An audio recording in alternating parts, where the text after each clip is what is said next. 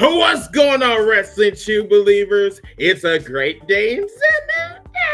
Welcome to another episode of Hashtag Heels for Life Wrestling Podcast, episode 292. We are several, I think maybe 6, maybe even 7 episodes away from our 300 episode. Yes, we're going to have merch on our pro wrestling tees. Yes, we are. Yes. As a matter of fact, we are currently trying to get that approved right now from our pro wrestling tees, but we'll discuss that in a little bit.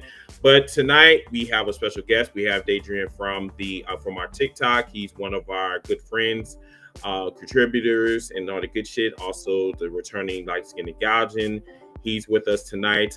We have a healthy show tonight, or a healthy agenda tonight. We are going to be talking about Worlds Collide, which I didn't even watch, you know what I'm saying, but we'll talk about that in a little bit. Also, we're going to be talking about some Money in the Bank 2025, which was last night. Mixed reviews, but overall, it was a good show. There was a lot of good versus bad, if that makes sense. Also, I have a fundraiser that I am doing. I'm raising about $1,000 for my trip to AEW All In. I'm raising it for a very great cause. I'm doing it more so. This is more so business versus pleasure, because I'm going down there to work with other content creators. Going to be doing some podcasting, doing a live cookout with Mr. Mid-South. So a lot of shit going on with that. I did a 12-hour marathon about 2 days ago. Matter of fact, on Friday. Shout out to 13 for helping me with that, because it was a very long 12 hours, but we got through it. We raised almost $513. We are 500. We're 500, less than about 500 away from completing the goal. Now, here's the kicker. If I am able to get to my goal by the end of the month, you will be in a raffle to win my Intercontinental Championship belt. Yes, this bad boy. You will be in a raffle, so all you have to do is donate $2, $3, $10, $100. People have been very generous with this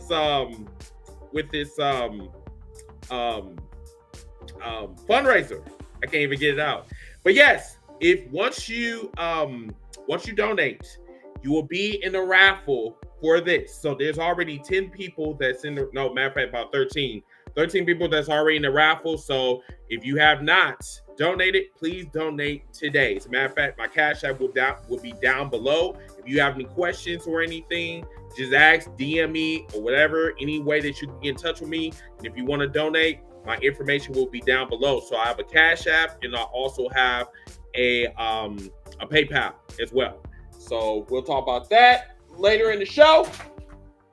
But yes, we're going to start with Ziggy. Ziggy's going to come on, and he's going to take away with Worlds Collide. And remember, everybody, we're going to be talking about AEW tonight. We're going to be talking about the pay-per-views. We're going to talk about miscellaneous wrestling topics. We're going to talk about this whole R-Truth situation. I mean, it's crazy. A lot of controversy behind that. But yes, we're going to get into it. So without further ado, let's introduce our guests. Take it away, Ziggy.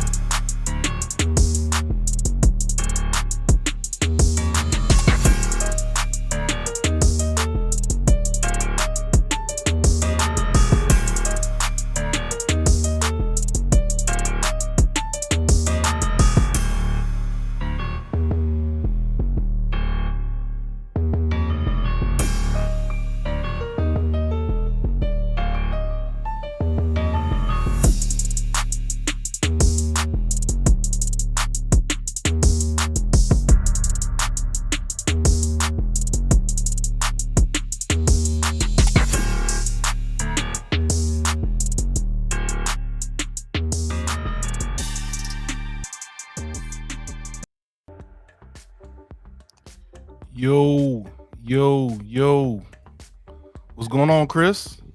What's up, brother? How y'all doing today, man? Great, So, great.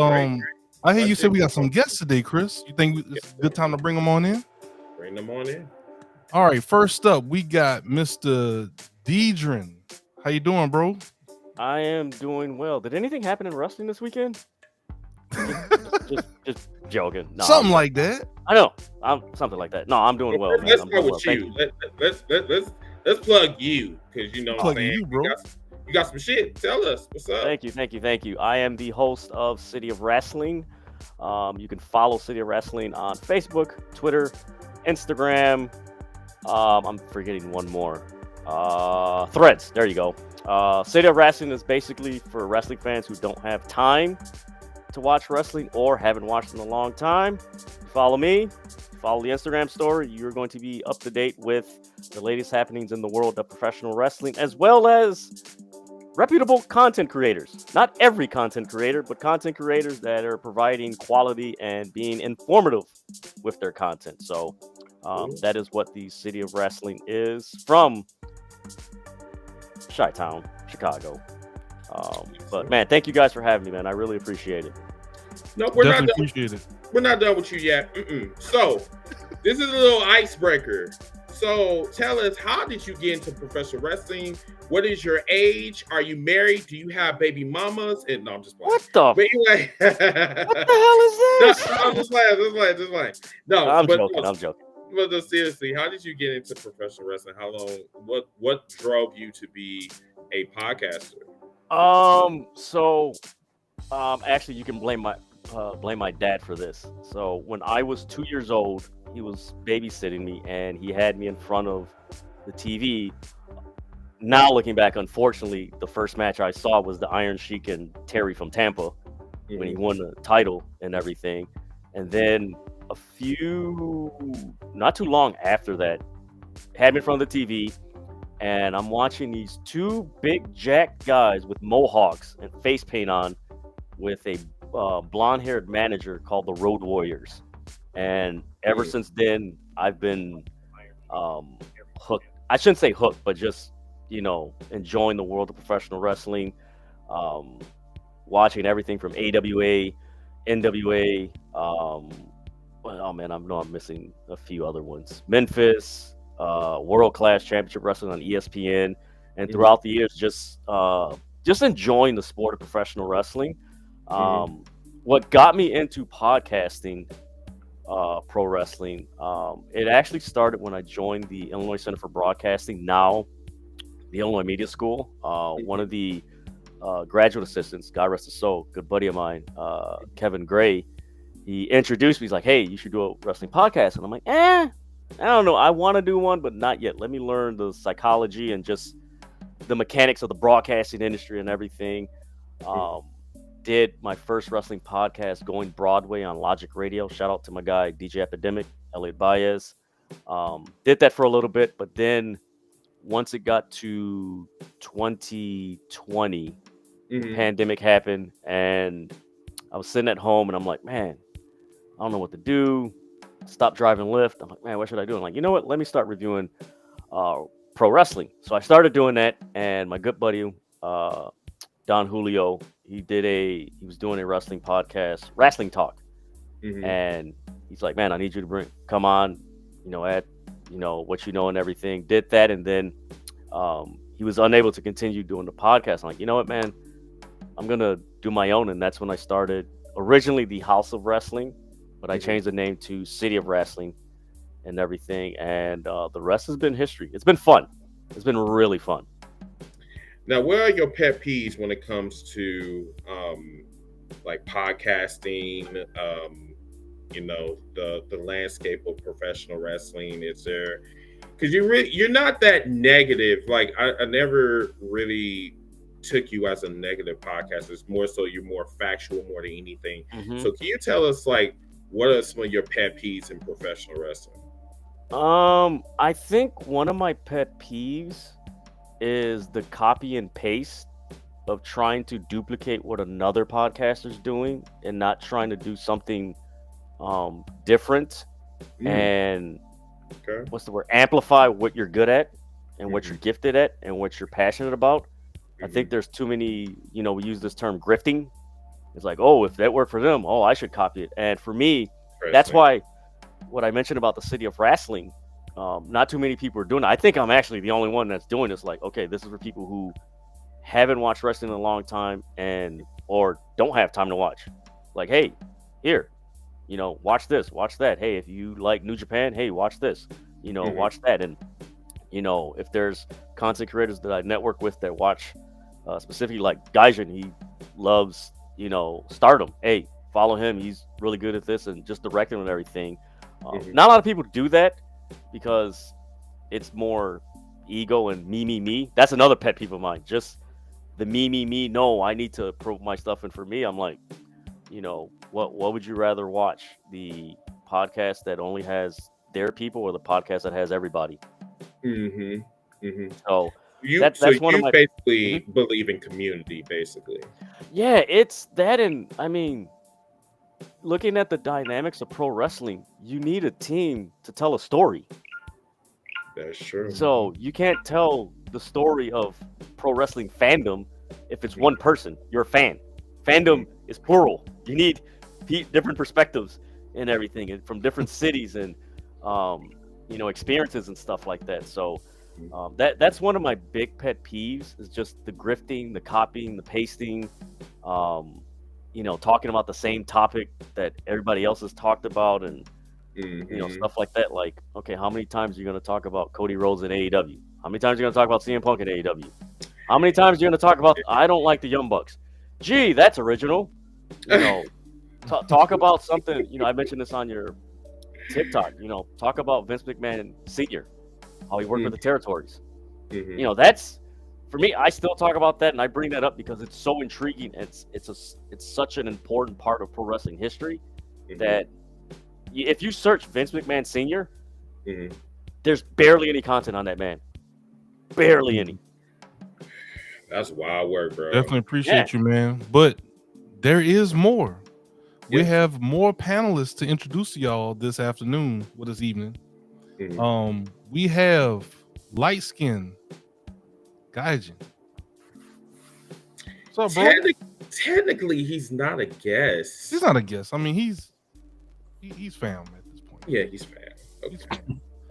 But bro, we still want to give you the respect to plug some of the projects and some of the things you have going on your platform. So this is your time to go ahead and see if I can pull this up right quick. There we go. Can you tell us about this channel right here, sir? Well, you can definitely follow me on my YouTube channel at Light Skin Gaijin, the Light Skin Gaijin, where everybody is welcome at the Gaijin Temple.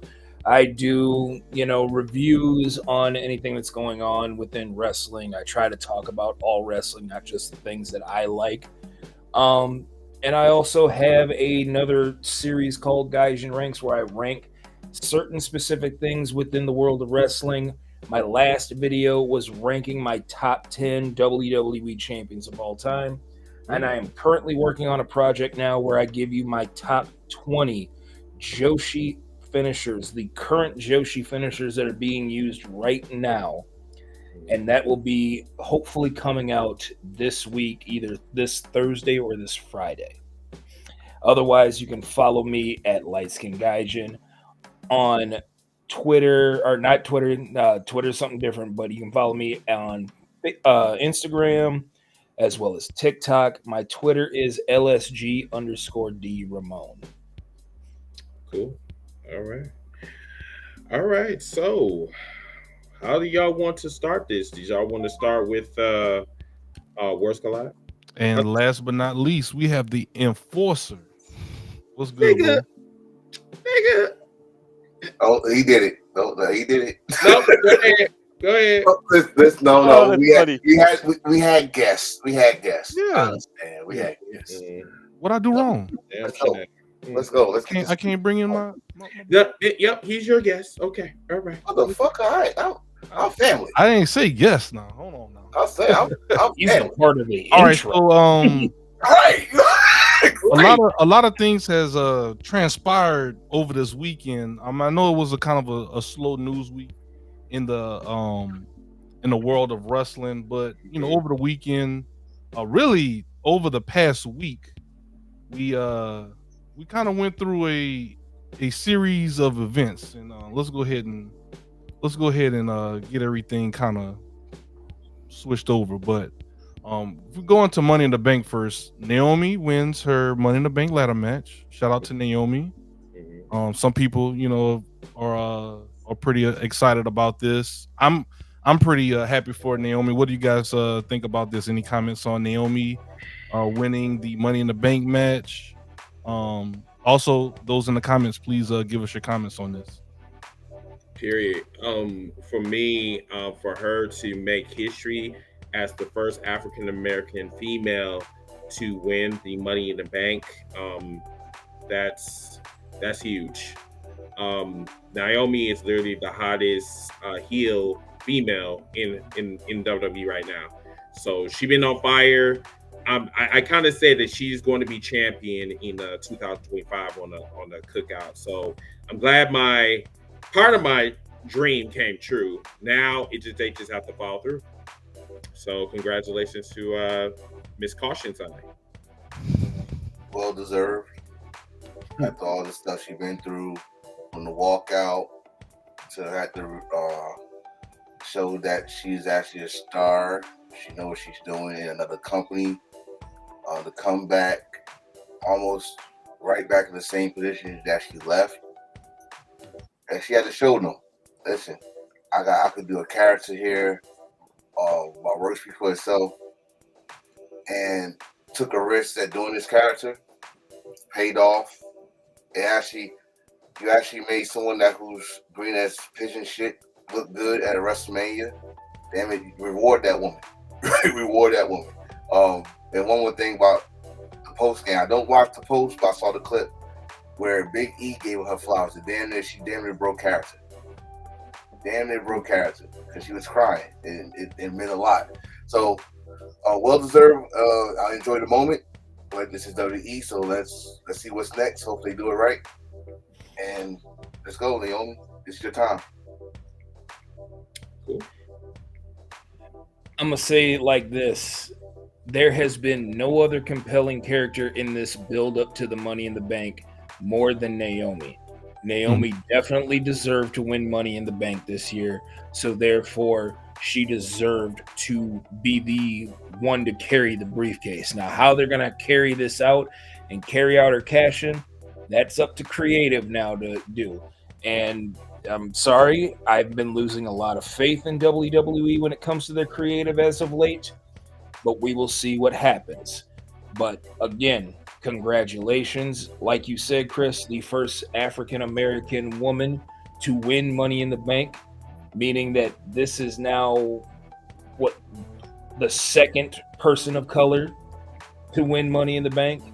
Period. When it comes to, with Big E being the first and then Naomi being the second. Mm-hmm. So like I said, it's all up to the creative. And I guess kudos for Cash App for stamping their logo on the bottom of it. Oh man, you could not resist, could you? You know what? The fact that the ladder was sponsored by Fireball and nobody took a shot, I'm pissed. No pun intended. No. Now, so I found out people that was overseas. If you watched it overseas on their Netflix, they muted Michael Cole saying stuff about Fireball, which I don't understand why. Overseas, do they not have Fireball overseas? I don't know. You're right. They prefer Guinness. It could be a cultural thing. Yeah.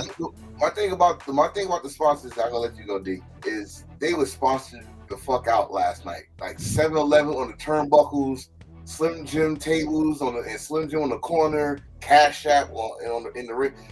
This shit is looking like a spam on your computer, the pop-up spam. They always come up now. Like, God, like, are you kidding me? All right, y'all gonna do the commercials. When you're supposed to have commercials on Netflix, let's do that. This is too much. Well, I'll put it like this, Enforcer. If you notice, like in Japan, the ring is plastered with sponsors all over the canvas and in the turnbuckle corner.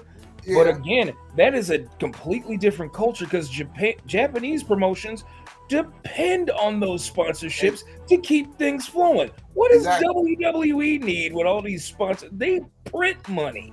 Mm-hmm. That's why I like I said, my wife even said it, like, yo, is they trying to be like Japanese wrestling? No, they sign those contracts and they gotta do their part by putting those logos on there and stuff like that. But they, like I said, they like pop up spam on your computer like all day now. You're gonna see logos. This match is sponsored by Do Wipes and all other shit. Like, come on, like, really?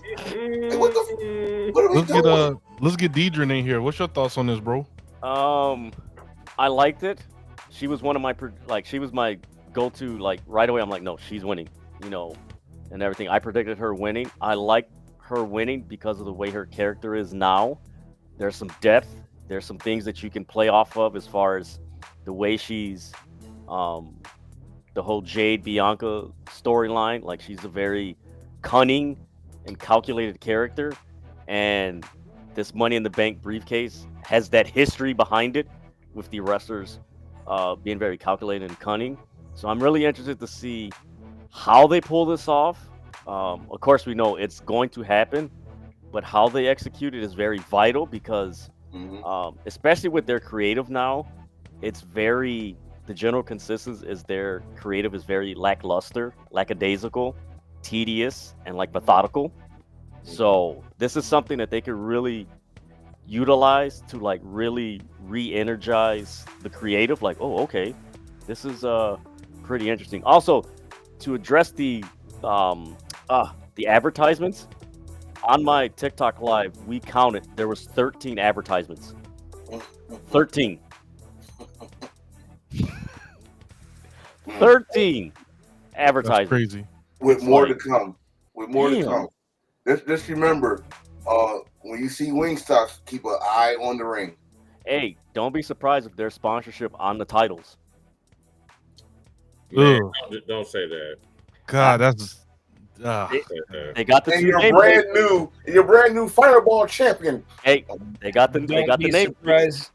Don't be surprised if you see sponsorship on ring gear and merch and all that. I mean, Brock Lesnar's ring shorts were sponsored by Jimmy John's at one point.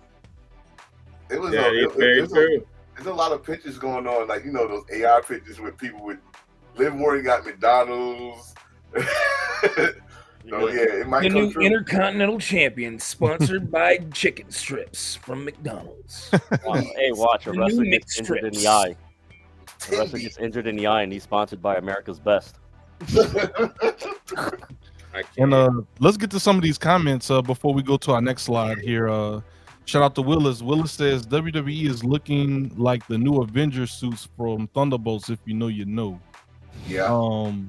13 thoughts. Shout out to 13 from the Cookout. He says the ring is starting to look like a NASCAR. It's going to start feeling like NASCAR too.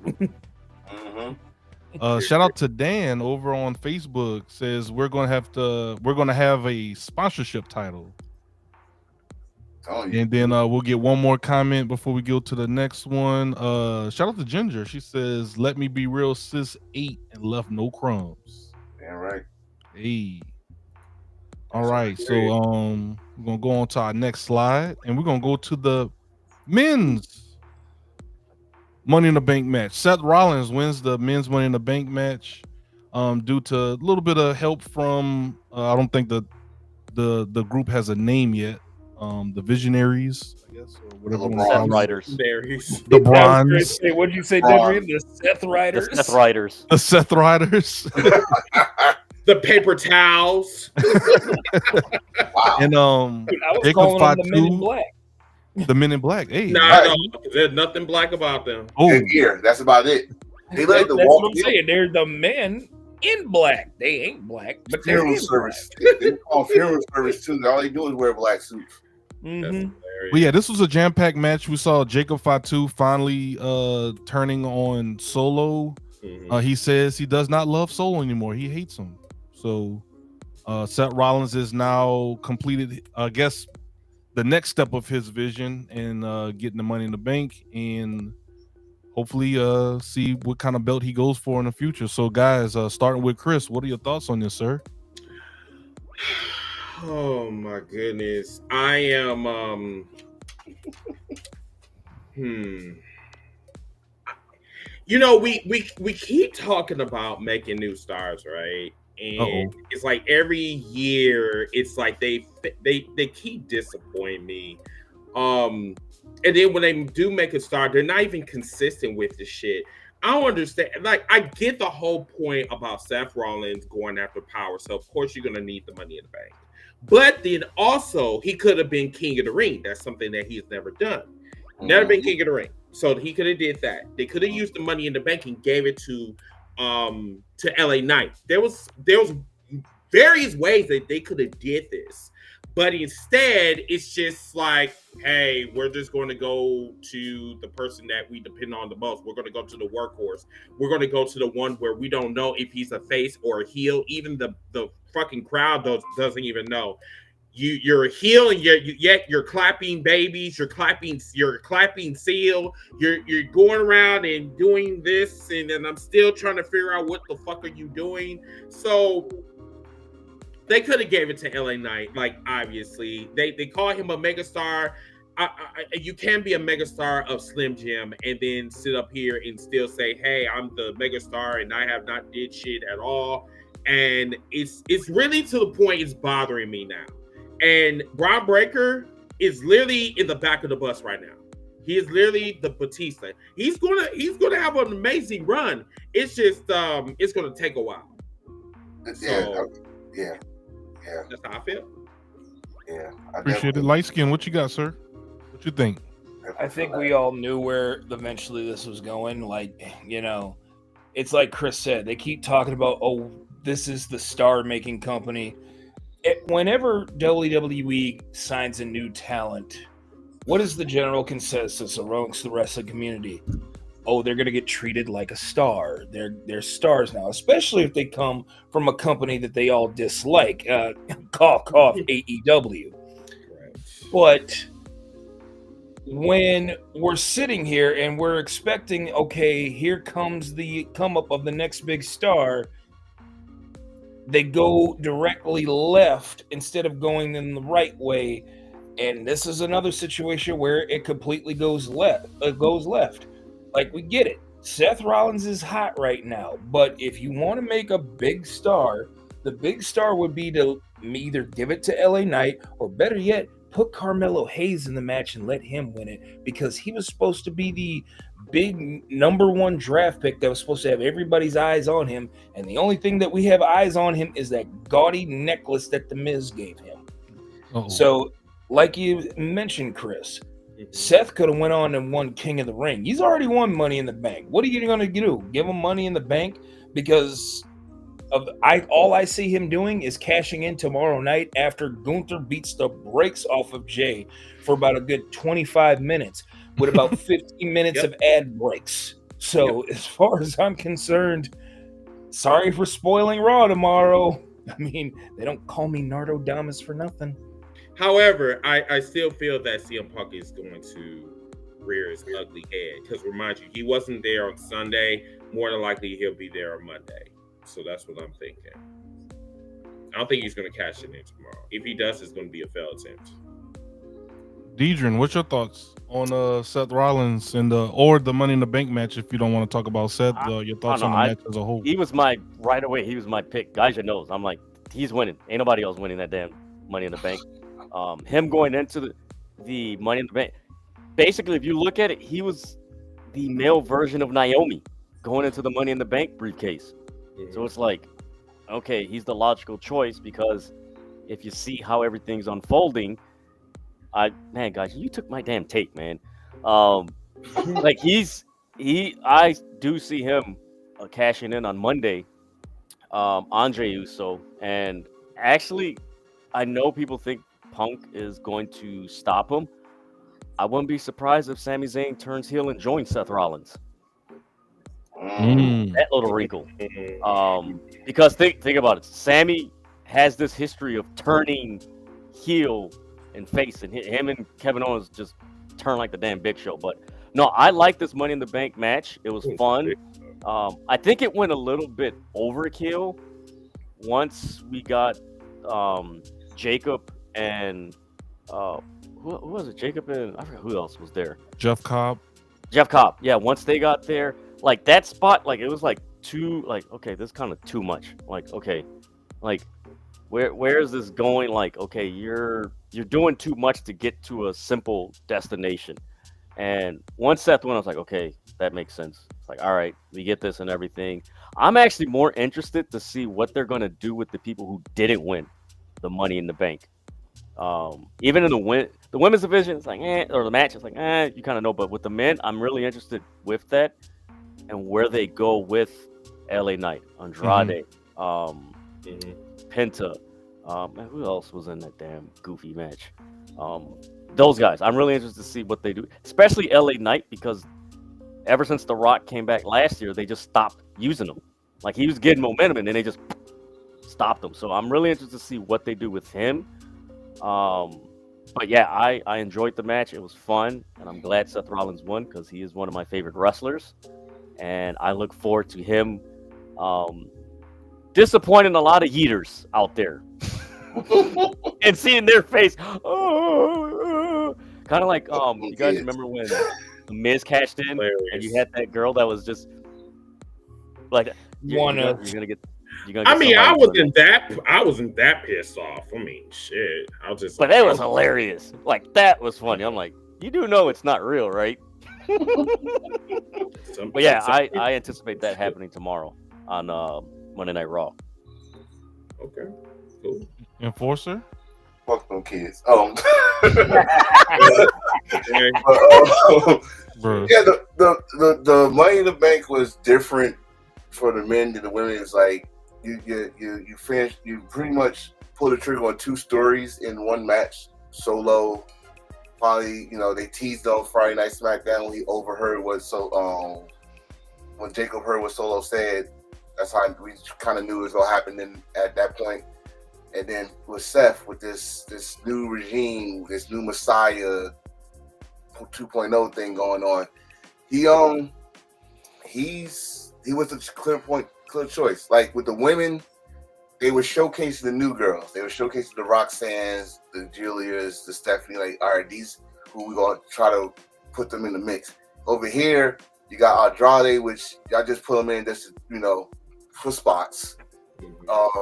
Like I said, Solo was story based of when Jake will turn on them. Grande, just because Gable, by the end of this year, needs to be the Intercontinental Champion. Something. Give this man some props. Double work and gave us some good moments. And then you have Seth and I'm trying to think of everybody else that was in this match. Penta, he just got there from AEW.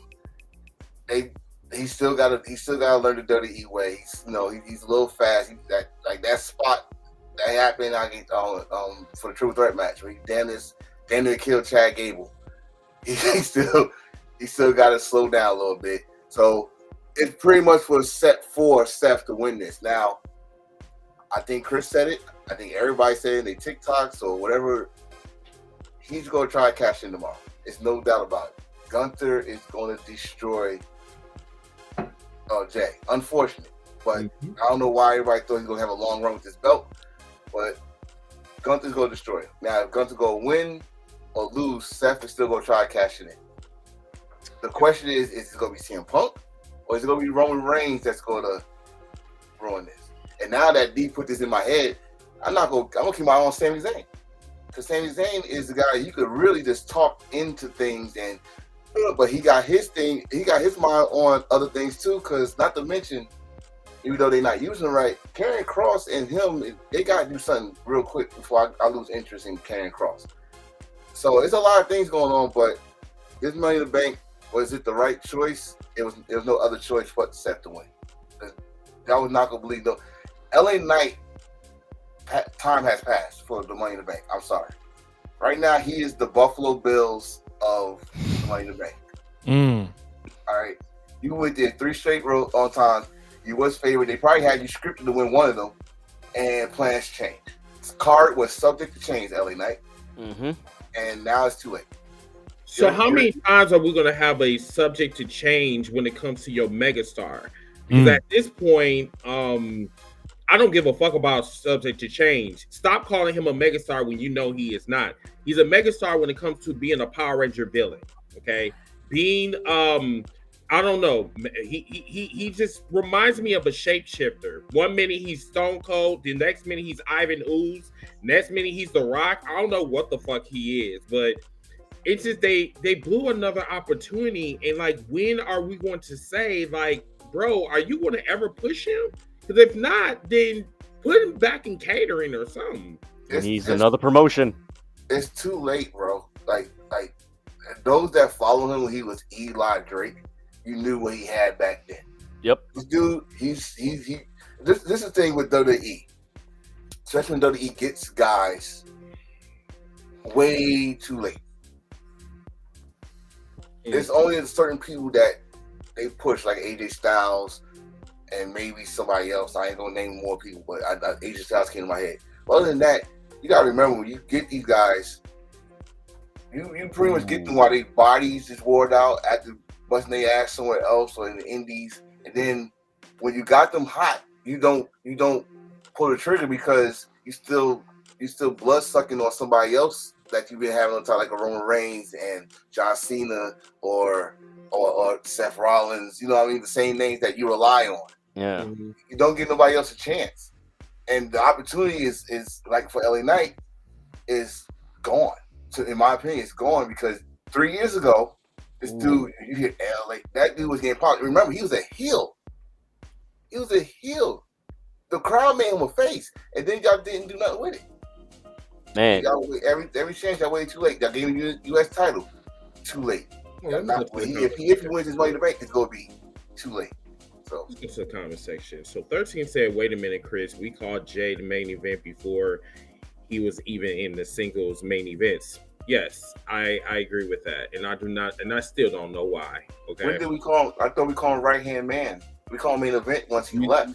We called him the right hand man, and then when we found out who or what Jay was, then we start calling him the main event. When he turned on Roman, that's when he became the main event, even though he never been in the main event at that time. So we were just throwing nicknames around just to be throwing nicknames around. It's wild. Like best in the world. For who? CM Punk. I mean, at that time, was he best in the world? Hell no. Best in WWE. You have something you want to say, Dietrich? Yes. This came to my mind when we were talking about LA Knight. Is he the modern day version of Mr. Kennedy? Yes. Yes. I would say no. Because these two literally having the same track record, like literally, with the exception of the injuries and stuff. That's why I say no. Because if he didn't get injured, Mr. Kennedy would have been big time. Yeah, he had storylines waiting for him. And blackballed, right? And he got blackballed with TNA. This guy didn't get injured. You just didn't use him in the right appropriate time that you had had this white hot guy. No, I guess that's not the right sentence when I said it, but he was not just the hottest star. He was, how they say, white hot, right? Yeah. Like, he couldn't do no wrong, and y'all didn't use him to the point, and that's it. It was done deal. That's actually not factual because he did have some heat with someone in the back. Nice. It was Randy, I think, huh, Chris? Yeah, it was because someone was Kennedy. Yeah, Kennedy. No. Yeah, we said he was blackballed. Yeah, he was blackballed. Oh. Yeah, they. Yeah, that's what made him go to TNA. Yeah. When he came back and he slammed Randy hard, Randy went and complained, and John Cena backed Randy. Kenny was released. He went to TNA. Ken Anderson. The rest is history. Yeah. Mm-hmm. Yeah. Because if that didn't happen, he would have been up there with Cena and Orton. Yeah. He was on their heels. He was Money in the Bank. Remember, he won Money in the Bank. U.S. champ. He got injured because he got slammed on his neck on one of those ladders, and they had to put the Money in the Bank on Edge. Yep. They was actually planning on him to cash in, and he was going to be like he gonna have Vince McMahon on his side. Then they tried to do some other stuff with him, like he was supposed to be Richie Man's legitimate son, whatever that storyline was. They was trying to do something big, like he was going to be the top heel, I guess, or at least one of them in the main event picture for a while. But injuries and then they found out he was misdiagnosed and they jumped the gun too quick. But that's a whole nother story. Yeah. So many. We have one more thing to cover before we get to the main event of our first segment, and it's Worlds Collide. So I am going to bow out because I did not watch World Collide, and the reason why I did not watch World Collide because I was immediately turned off by Conan.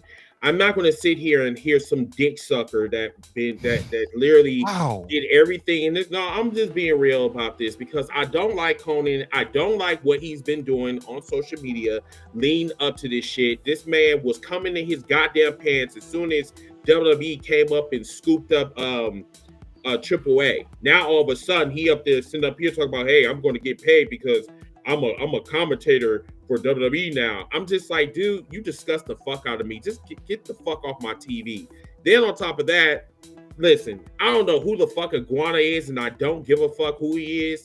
All I know is that I dig the history behind Lucha wrestling. It was rich. I loved it. I did. But the problem is that I'm looking forward to Lucha wrestling, not Lucha / WWE style. Lucha is not WWE style. Lucha is fast. It's fast paced. That's what I like. I'm not going to watch anything that is watered down especially when it deals with WWE, and I did not watch it. Sorry. So the as much as I agree with you, and it was kind of slow pace. What I did appreciate from the show. I'm going to talk about what I didn't appreciate because I might agree with you on the Conan stuff. Because one thing about Conan, I don't forgive or forget the things you said before, the things you was saying about WWE and all this stuff, and then now you work with them, you happy because the numbers was right on the check. But I said this, like I said this when you said the same thing about somebody else.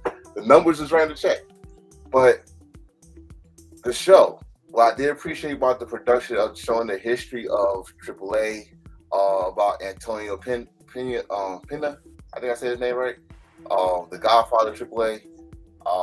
Again, I used to watch it. I remember the first World Collide in 1994, which introduced me to Lucha Libre, and I appreciate them bringing up that history. Some of the names that I didn't know, even my wife knew them. I was surprised at that. Pentagon, Paragon. I knew about Psycho Clown. I didn't know the history. Someone brought a history about why him and Escobar. He's the one that took Escobar mask. I didn't know about that. You know what I mean? It's the history of it. Yeah. Now going to, like I said off screen, I'm gonna say it here. When WWE sticks their teeth into something, the first time y'all see it, it looks good, but the life drains away. Don't get along and stuff. So right now, it was a good show. The reason why I say it was a good show because one, Chad Gable, Van Kingo, even though I wanted Van Kingo to be himself, Chad Gable, dude, went against Penta, went against Ray Phoenix, went against Van Kingo. Those three. Give this man his belt this year. Damn it, he deserved it. Damn it. That's all I'm going to say about that. Everything else was an introduction. And Javon Evans. Javon Evans, hey man, keep doing what you're doing. But the show was it AAA? No, it was WWE AAA with production. That's all it was. It was a good show though. I loved it. All right, so let's go to the comment section before we go to our other. Yeah, let's go read some of these comments. We got Statement Wrestling Podcast. We have another podcast in the house. You know, we give them some air horns and show them some love. Shout out to all our content creators in the chat. Statement Wrestling Podcast says Conan was being a complete dickhead to Corey Graves, but I give him this. He was telling AAA to the WWE fans, so he was doing a good job. All right. That's about it. Ginger says, shout out to Escobar. So Escobar's getting some love there. 13 Thoughts says that was the most WWE AAA event I've ever seen. Why wasn't it on Peacock again? Oh, that's right. It was on YouTube. That was a good question. Correct. And then license said that Mexico. That's why. It was what? Yeah, the licensing because of Peacock in Mexico and that whole thing. Like, it's a whole licensing conundrum that they that's haven't figured out yet. actually a good reason for that. Then okay, Hey, I appreciate that, Nick, DJ. can you put that comment with Duck? I think he said CMLL is better than AAA.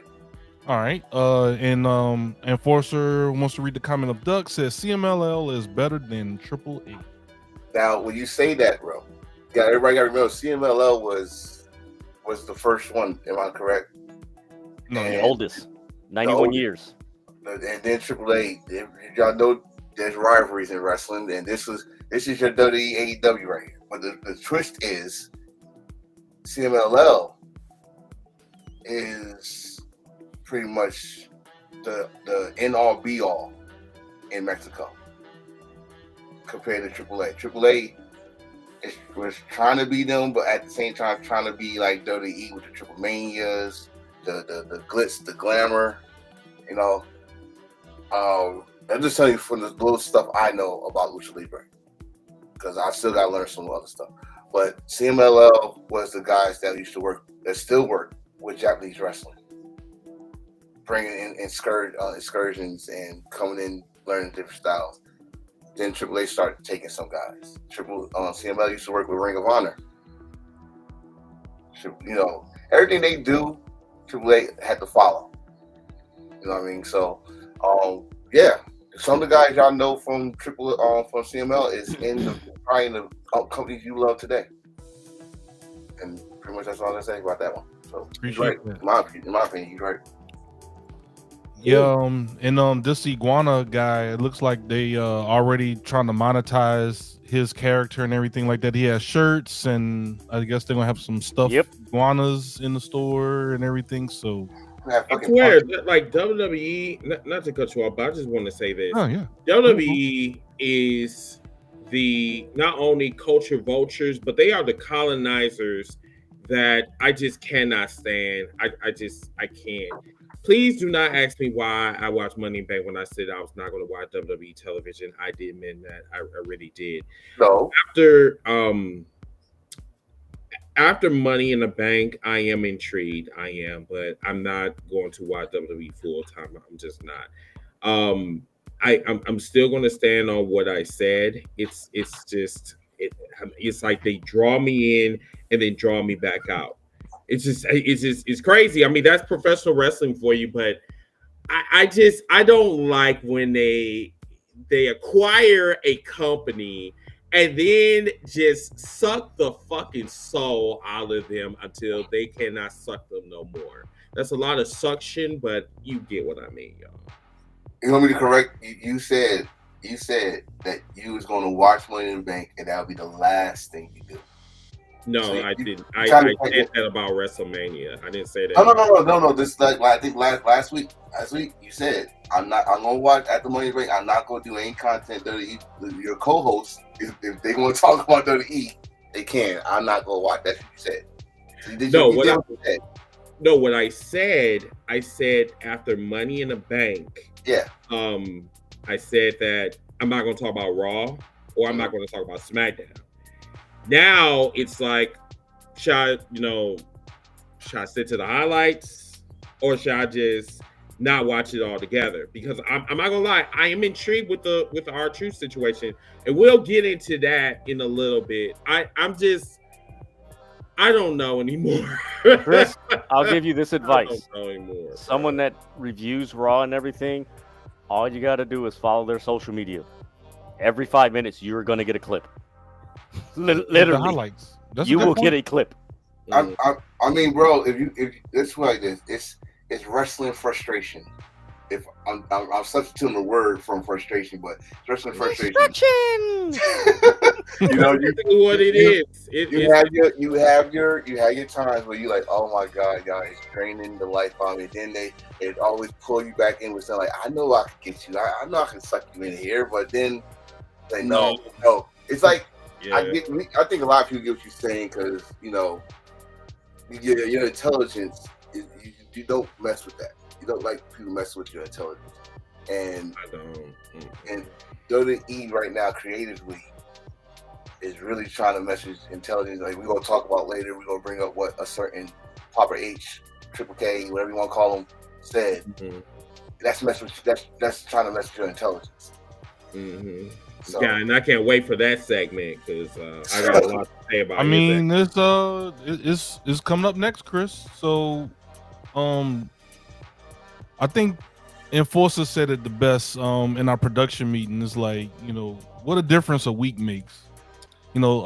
This is our thumbnail that Chris made for episode 291.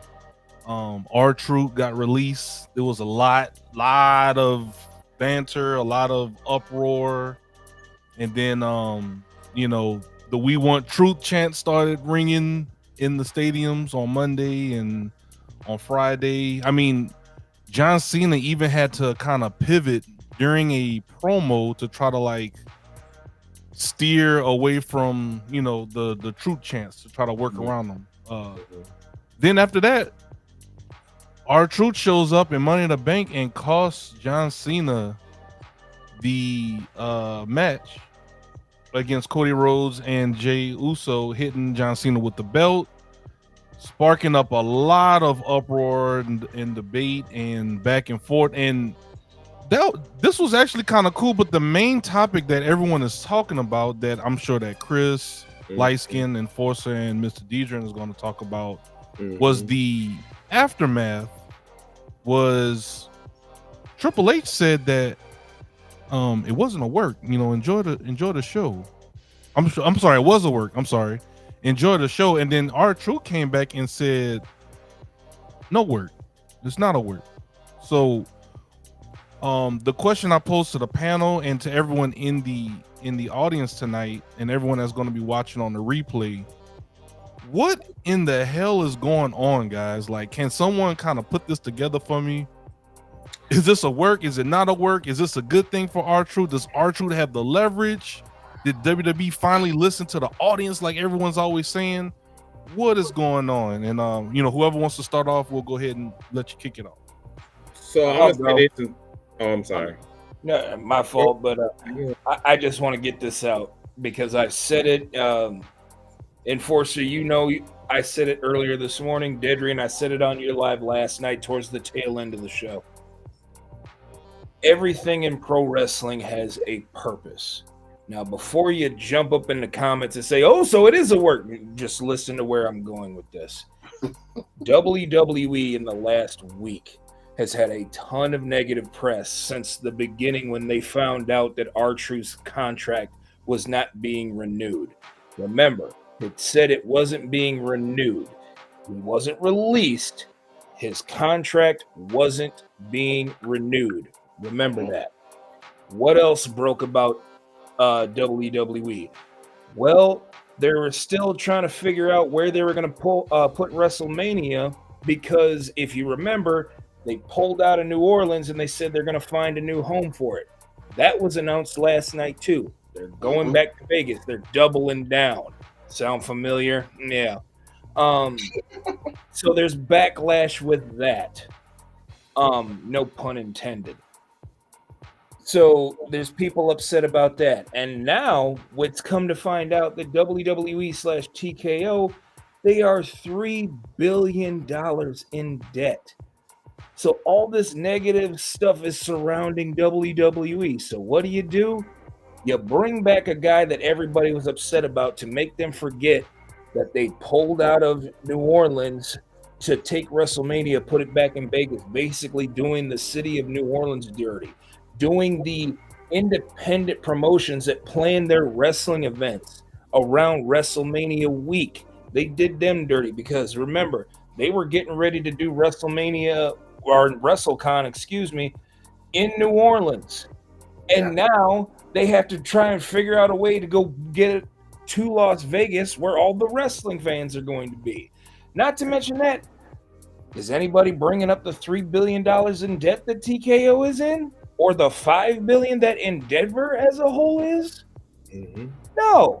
We're talking about R-Truth coming back because we got our favorite dancing clown in R-Truth. And by the way, he didn't come back as R-Truth. He came back as Ron Killings and tried to pump a shirt as new merchandise that he has been wearing since February. So as far as I'm concerned, WWE fans walked right into the genjutsu. All right? They are looking into the Sharingan. They got fooled. All right? You've been hoodwinked, bamboozled, led astray.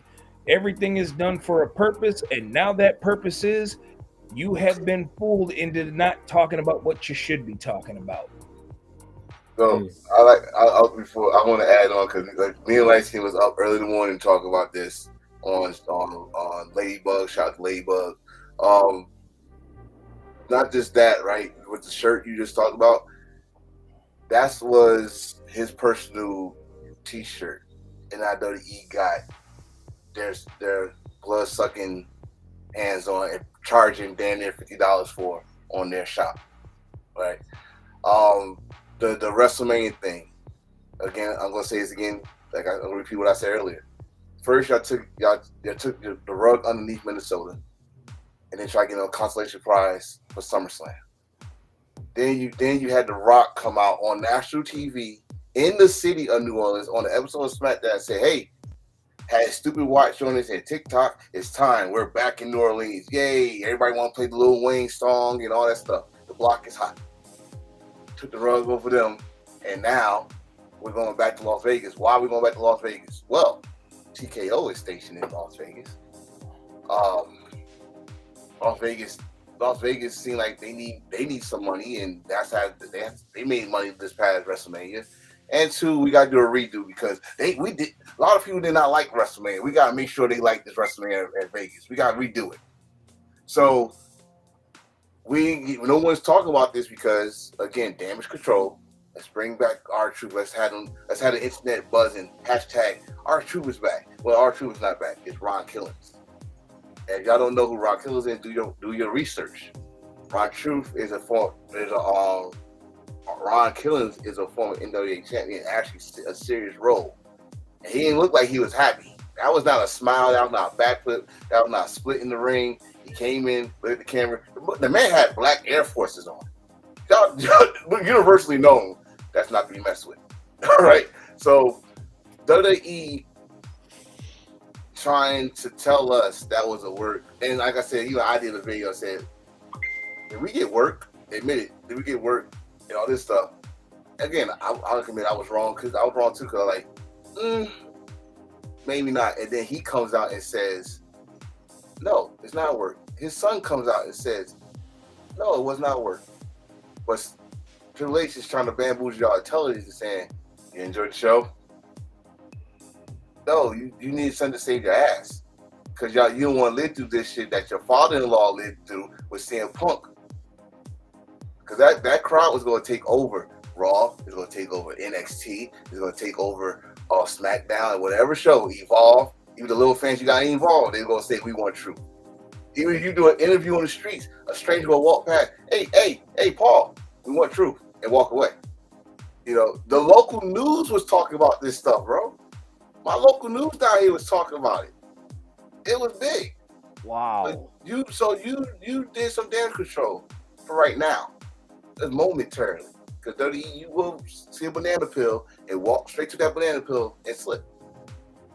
So, and then the second thing I'm going to say before I let you go, same people that was outraged, please keep that same love. You kind of got what you wanted. Keep that same love now. Because, okay, we're not going to forget this. We want truth. And then when he's back on TV, y'all go back to the same old program. Oh. So, and I'm finished. Regularly scheduled programming. Man, there's a lot to go into this R-Truth thing. For me, when I seen it happen, I'm like, they pivoted right away. I'm like, they pivoted. Like, they brought him back for damage control. One of the major damage control that they're doing in WB is, we mentioned, the stock or the TKO $3 billion in debt. You still got the Vince lawsuit with John Laurinaitis flipping on Vince, which WWE's involved in that lawsuit. You got the big one, the counter programming to AEW, which didn't help against Double or Nothing, where Double or Nothing doubled their pay-per-view buys against Battleground. So you got that. You got the lackluster, and a lot of fans aren't interested in the creative, and they've been voicing their opinions. Then you have the R-Truth thing. It was a big pivot. I didn't think not once did I think, oh, it's a work. I'm like, nope, that's a pivot. Shout out to John Alba from Sports Illustrated Wrestling. R-Truth was already contacting convention heads of wrestling conventions and independent promotions about dates and everything. And if you're working the crowd and everything and the wrestlers and everything, then why would you tell the wrestlers not to wear it? They would voice their opinions on social media, and you've seen wrestlers voice they weren't happy with Truth leaving. And then why would you have him contact promoters if he's leaving? So it's just it's just one of those things where it's just like, nah, this is a pivot. And let's face it, out of anybody that's been in creative or worked in creative with WB, Triple H is not going to admit that he had to pivot. He didn't admit it when he was losing to NXT on Wednesday nights against AEW, when he was hot-shotting a lot of angles. He didn't mention that or anything like that because it's like, well, I'm always winning. No, you're not winning. You're not winning the perception battle. You're not winning the how you book, 16 matches at WrestleMania outside of the main event. You're not winning. And you can put on this facade, but at the end of the day, no, it's not happening. But I like what you said, Enforcer. Like, keep that same energy. Like, these fans voice their opinions for 2 weeks straight, and then when they get what they were voicing their opinion on, oh, it wasn't us. It was it was a work. You really doubt the influence that you have on a wrestling product, that you don't have the power and the ability to voice your opinion to cause change with a product. Like that's the one thing that I saw, and that really made me think. I'm like, man, you know what? A lot of these wrestling fans underestimate the power they have. It's like they just rather go with the status quo. Like, oh, it's not that. They had this plan. Like, you really think that after what happened at WrestleMania? Like, you really think the people in charge of creative have that detailed and that sophistication? Like, yeah, we're gonna. No, stop it. Stop capping. Especially when Truth's son posted on his IG story, "Stop capping." I'm like, yeah, that's yeah, this is gonna get interesting. So, I'm not gonna say I'm like, oh my god, I'm invested in it. It's intriguing because it's like, okay, this is an interesting wrinkle, but I want to see how it plays out because we've seen this happen last time with Matt Hardy. Remember, it's identical. Matt Hardy got fired. They heard the backlash. They brought him right back. And then after you had that match with Edge at SummerSlam 06 that lasted like 2 minutes, he was gone. He's back to his regular stage program. Yeah. I'm trying to look at this dude's comment, Jose. The first one he said, "Why does anyone care about how much debt WWE's in? I'm gonna leave that to y'all." And then he just put on, "I understand the frustration, but why does it matter if it was a work or not?" Because that one I would answer, bro. We're talking about people's livelihood here, and that's no joke, and that's not entertainment. And you're gonna if you're gonna fire somebody, or try to change their contract, like they try to do that with the face of their company right now, Roman Reigns. They're trying to rearrange his contract. There's a problem with that, and especially in the economy we live in right now. So I think, especially another thing, when you got invested with one character that, not just a character that is well respected in the backstage, well respected in the wrestling world, not just in WWE but in TNA and AEW. We got wrestlers outside WWE was affected by this. That's like, oh my god, how can you fire that dude? He's like one of the coolest guys, best hearts in the business. It affects you. So that's why it's very frustrating if it was a work or not, because you're playing with our intelligence, you're playing with his intelligence, and that's why he comes out to tell you, no, don't believe the smoke and mirrors. It was not work. He came out and said it himself. his son came out. It affected his family because his son came out and said it himself. So that's the reason why it's frustrating. Now the debt thing, I can't get in far because I heard from these gentlemen about the debt, $3 billion. So I'll let them talk about that. But that's why I saw your comment and I was very interested in it. So I'll let them answer that for you. Yeah, I'll piggyback off the frustration. It's not necessarily a frustration or anything like that. I saw a tweet by shout out to Righteous Rez from Grassfity. He made a very good point in this tweet that this opens the door for other wrestlers to attempt to do that.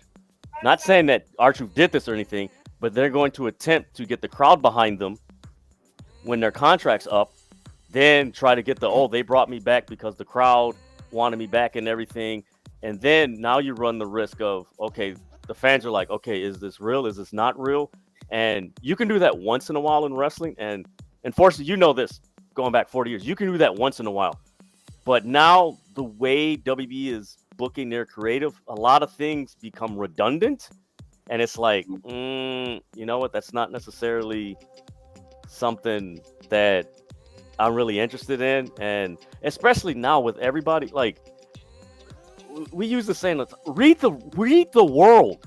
People are losing their jobs. That's not entertaining.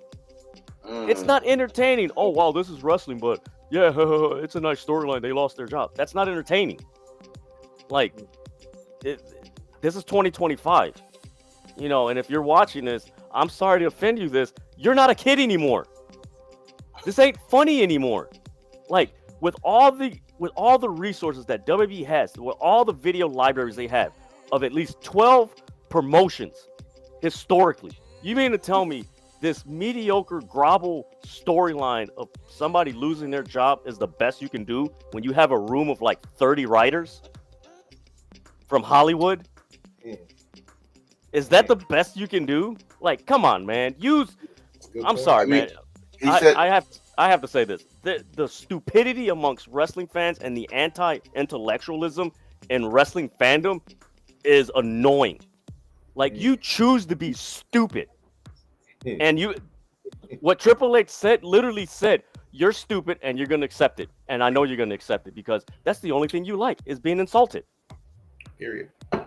It's one of those things that we constantly keep bringing up. Matter of fact, I'll use this point in Dead Dream because you brought it to our group chat when Rey Mysterio came out and Open Worlds Collide, and his words were that he said in Spanish, WWE has put the stamp of authenticity on Lucha Libre, meaning that Lucha Libre only matters as long as WWE validates it. Yep. That's the problem. That is the biggest problem because Lucha Libre has been around longer than WWE. CMLL is a company that has been around for how long, Dedrian? 91 years? 91 years. 91 years Lucha Libre has been around. And it only matters when a company that is about is younger than me, AAA, I'm 40 years old here. AAA hasn't been around that long. But now all of a sudden, Lucha Libre is validated because WWE says so. And that goes along with the whole debt thing. And 13 brought it up in the comments. It is because they're using that as a way to basically validate higher ticket prices. Yep. We are in hard times right now. Look at the world around us. The economy is crashing. You know, groceries are more expensive. You know, everything is being set on fire. There's a reason why, you know, myself, 13, and we have that, you know, running gag on the cookout, destruction, because that is what we are living in. We are living in destructive times right now. And the fact that we have somebody that is constantly gaslighting us into making us believe that they are the only ones that validate what professional wrestling is. Yeah. I'm sorry, I'm not just going to sit there and watch. If that's the case, I'm going to get turned off and I am going to go ahead and watch something else. Mm-hmm. And to piggyback off what Gaijin said, Gaijin, you know this from covering the UFC and everything. The reason why the debt thing is important is a thing to keep in mind as a fan, because as a wrestling fan, if you ignore that, don't be blindsided when all of a sudden they have to restructure contracts, and then all of a sudden, big names that you're accustomed to being associated with WB are no longer there. It happened in the UFC. Like, you use like, I'm sorry, man. Wrestling fans need to stop being so damn naive and just willfully ignorant. Like, ooh, it's funny. Ooh. Like, again, we're not kids anymore. Like, damn, we're not kids anymore. This ain't 2000. Vince McMahon ain't showing his ass and having to kiss my ass club. Oh God, I didn't like that. Like, what the hell is wrong with you fans? Do you have intelligence? Get out of your house. Go touch a tree, touch grass, interact with people. Maybe that's a little bit too much because the way you act, some of you need to like be retrained on how to interact with people. But come on, man. What the hell is wrong with you? I get it, bro, and I'm talking to you, Jose, because you got my attention right now. I'm reading the comments, but you got my attention. That's what wrestling was supposed to be. It's supposed to be a escape, yeah, from reality. But when you try to bring some of the reality into the wrestling world, and it's hard to do that now because one, we got social media. I've been calling. Chris could back me up on this. I've been calling social media a gift and a curse when it comes to wrestling. Mm-hmm. And we know too much. WWE's about to have a show called Unreal. When they about to show us too much. Oh now. My God, I forgot about that. They about to show us the creative route so they could.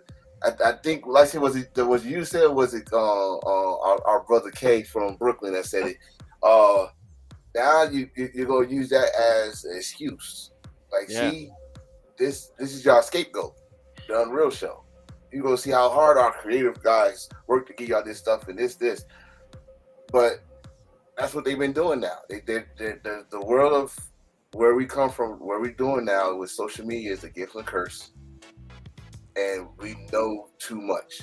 When it was a world, some people in that's wrestling fans now, they try to use that excuse. Say, "Oh, I don't know what you're talking about. It's a damn lie."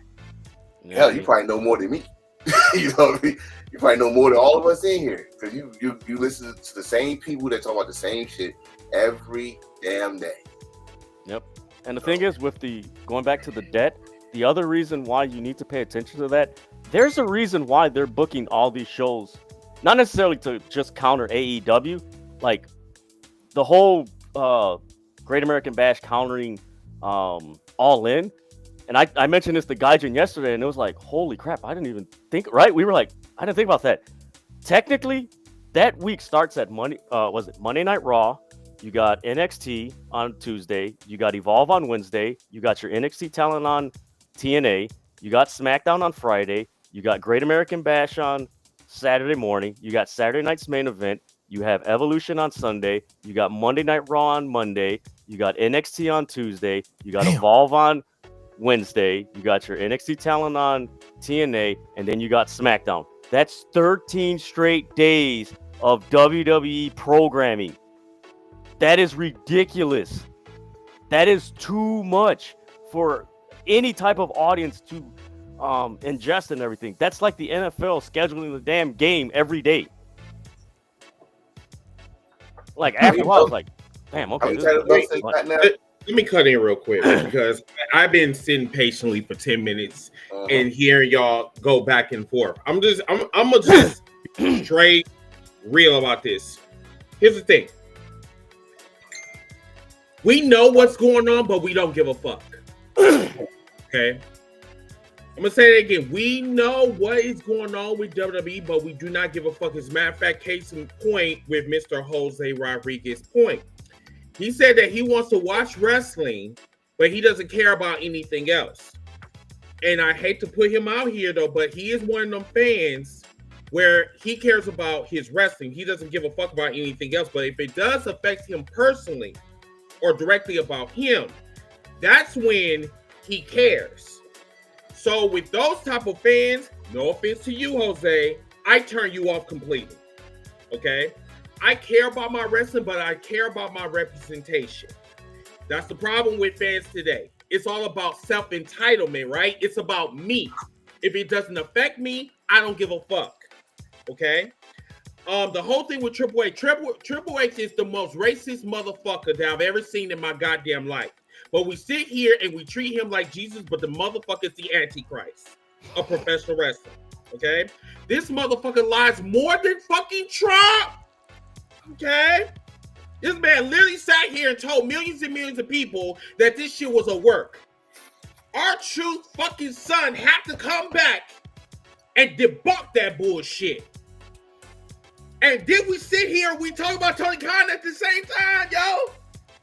That's the wildest shit to me. That is the wildest shit. I swear to God, y'all motherfuckers did not, oh my God, none of y'all, because I was watching social media like a motherfucker, like a hawk. I was sitting up there perched, trying to figure out, are we going to come for what's left of Triple H's scalp? Because this man literally sat here and lied. And then had the goddamn smile on his face like a goddamn colonizer and making it seem like, oh, I'm this genius. I'm Dr. Robotnik. I'm a fucking genius. And literally people were saying, Triple H, that's a lie. That wasn't a work. They actually had, matter of fact, from my understanding, they literally made the decision to renegotiate Killen's contract within, I think it was 72 hours, if I'm not mistaken. Friday. Yeah, so with that being said, why are we not going after Triple H now? Triple H has been on the road for the past 3 months. And still, I get that y'all like really been at him like lately, but it's not enough. This is not being professional, being professional at all. You sat here and you lied to us. That was number one.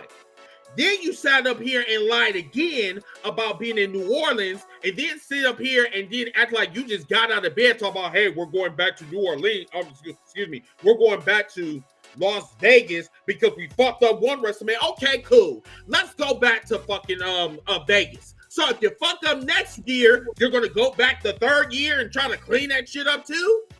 I do not know how many times you're gonna keep getting slapped and getting bamboozled to the point where you're gonna say enough is enough. I think really, honestly, in 2025, that us fans is stupid as fuck. Y'all will allow motherfuckers to keep disrespecting you like it's like fucking you without the goddamn Vaseline. I do not understand the logic in today's professional wrestling fans or whatever. I don't even call them fans. I don't even call them fans. I just call them moist fucking potatoes that will sit here and literally allow another motherfucker to disrespect them. Literally. And it's like straight there in their goddamn face. And I'm sitting up here and I'm saying to myself, I know I'm not the only person that like sat up here like, this man lied to me. And we are like, hey, are you going to go there Monday? Why in the fuck we not boycotting WWE right now? They literally took WrestleMania away from you after it was finalized. And yet we're sitting here and we're talking about fucking R-Truth. Let's have that conversation, everybody. Please entertain me. Why the fuck do we want R-Truth back? Is it really because of comedy? I don't think so. I don't think it's because of comedy. I think it's because y'all don't have no motherfuckers to get behind. So you want the next clown to get behind. Are you going to treat him like y'all treated Kofi Kingston? You got hard for him, came within 15 seconds, and then threw him away like yesterday's trash. If we're going to go on this same train like y'all did Kofi Kingston, then I don't want to deal with it. I really want to know, why do you want R-Truth back? Are you going to push R-Truth? Are you going to make him a WWE champion? Are you going to make him relevant again?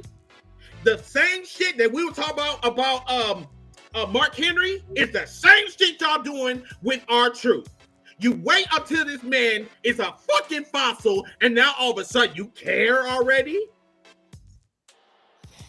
What? So, I'm done. I know we got a state ovation one, damn it. Yes. I had to get that off. I really had to get that off. That shit And like I said, you guys was having a great conversation, but like I said, like I was a lid and I was boiling water, and I just wanted to explode, bro. Because you know what? You know what, this Chris? shit is bothering me, bro. You know what, Chris? To add on what you said, people forget that guys. Remember, I sent you the excerpt of why they chose Vegas again. They publicly said they did the numbers. They're like, well, we made a lot of money in Vegas, and we wouldn't make the same amount of money in New Orleans, so we're going back to Vegas. They publicly said that. It was like, wow. Did you remember, right, guys? We were like, did they just like? Not only that, but remember when they moved NXT Battleground to the Apex in Vegas? Yes. What was my first thought in that conversation in our group chat that we had? They are going to move their base of operations to where? Vegas. Las Vegas. Yep. And I really feel that's a big mistake. I just don't think that they should do that. I said, if you really want to monopolize the industry, just say that. If you are all about the money, just say that. Stop playing in my fucking face. Stop doing it. Because if you do not want to go to some of these cities because of these regulations or because it's fucking with your money, just say that. If you knew that this city was not going to work for you, you should have came up with a better lie than that. Say, matter of fact, they didn't even come up with a logical explanation of why they were pulling out of New Orleans. They still have not told us that. We literally have to find that out on our own. Yeah, they said in replacement of WrestleMania, you're gonna get a UFC event, you're gonna get Money in the Bank next year, and a possible WrestleMania in the future. So, bro, that could be 2045. That's a sorry ass excuse. Yeah, but people gonna take it because it's a consolation prize, and you're like, well, at least we still get something. No, you don't get nothing because one, they lied to your face and y'all took it and said, no, okay, at least we get something. No. Let's bring this up again. Can y'all at least? This is probably one possible thing I could say about Vince. When did Vince ever change a WrestleMania within wrestling calendar? Never. And as much as that moist booty ass motherfucker did a lot of shit, he always stood on business, even though some of the WrestleManias was fucked up. Only one was WrestleMania 7. WrestleMania 7, and why? Because they was during the war, and low ticket sales. The LA Coliseum, and they had to change to the indoor. That's the only reason. And he reimbursed everybody that couldn't make it inside there. He reimbursed them their money. Other than that, there's no excuse. That's logical. That is logical and it makes sense. Yeah. But he never did that in mid WrestleMania. In the calendar, the rest of your calendar, WWE's calendar, said, you know what, we're gonna change venues. Oh yeah. And like I said earlier, you not just fucked the people in New Orleans, you fucked up the indie guys and the WrestleCons and all that stuff that was gonna come around. That builds off of that, but don't be too surprised because remember it was a report that they didn't want people to do that. Yeah, I kind of feel like they did it deliberately. Yeah, they did. They didn't want indie promotions or other companies. That's why rare time, 100% people could say now we see why Tony Khan didn't put Supercard in Las Vegas this year. He's doing it later on. Now you see why. He's not going. He's not trying to go date to date with WWE no more like he used to, because y'all following our lead now. Yep. Y'all got a counter program with us now. Y'all, and the way y'all doing it, y'all gotta do like 3 events to counter our 1 event. So that's how you know that. I'm sorry to say this, but WWE is scared. Yes, let's use that word. I don't give a fuck about how big they are as a company. I don't give a damn about them being here for 65 million years when the dinosaurs was on this earth. Okay, cool. They was there that long. Okay, so what? Why in the fuck you want to show me how big your dick is? And then when your stroke is terrible. On top of that, they're like motherfucking coffee, You know what the turning point was, Chris? The turning point was Wembley. When they that was I think agree. that's when they were like, oh shit. They did it I again. agree. Wait a minute. Yeah, that's right, Deidre. Yeah, that's right. Yeah. What's going on? Yeah. Also, what? Oh, Shout out to Mid-South. His comment. Remember, they had The Rock go out there and announce. Hey, man, He you did that announce announcement. Shout out to who, yourself. Deidre? Look at I that. know. You said his name and he devil. appeared. I know.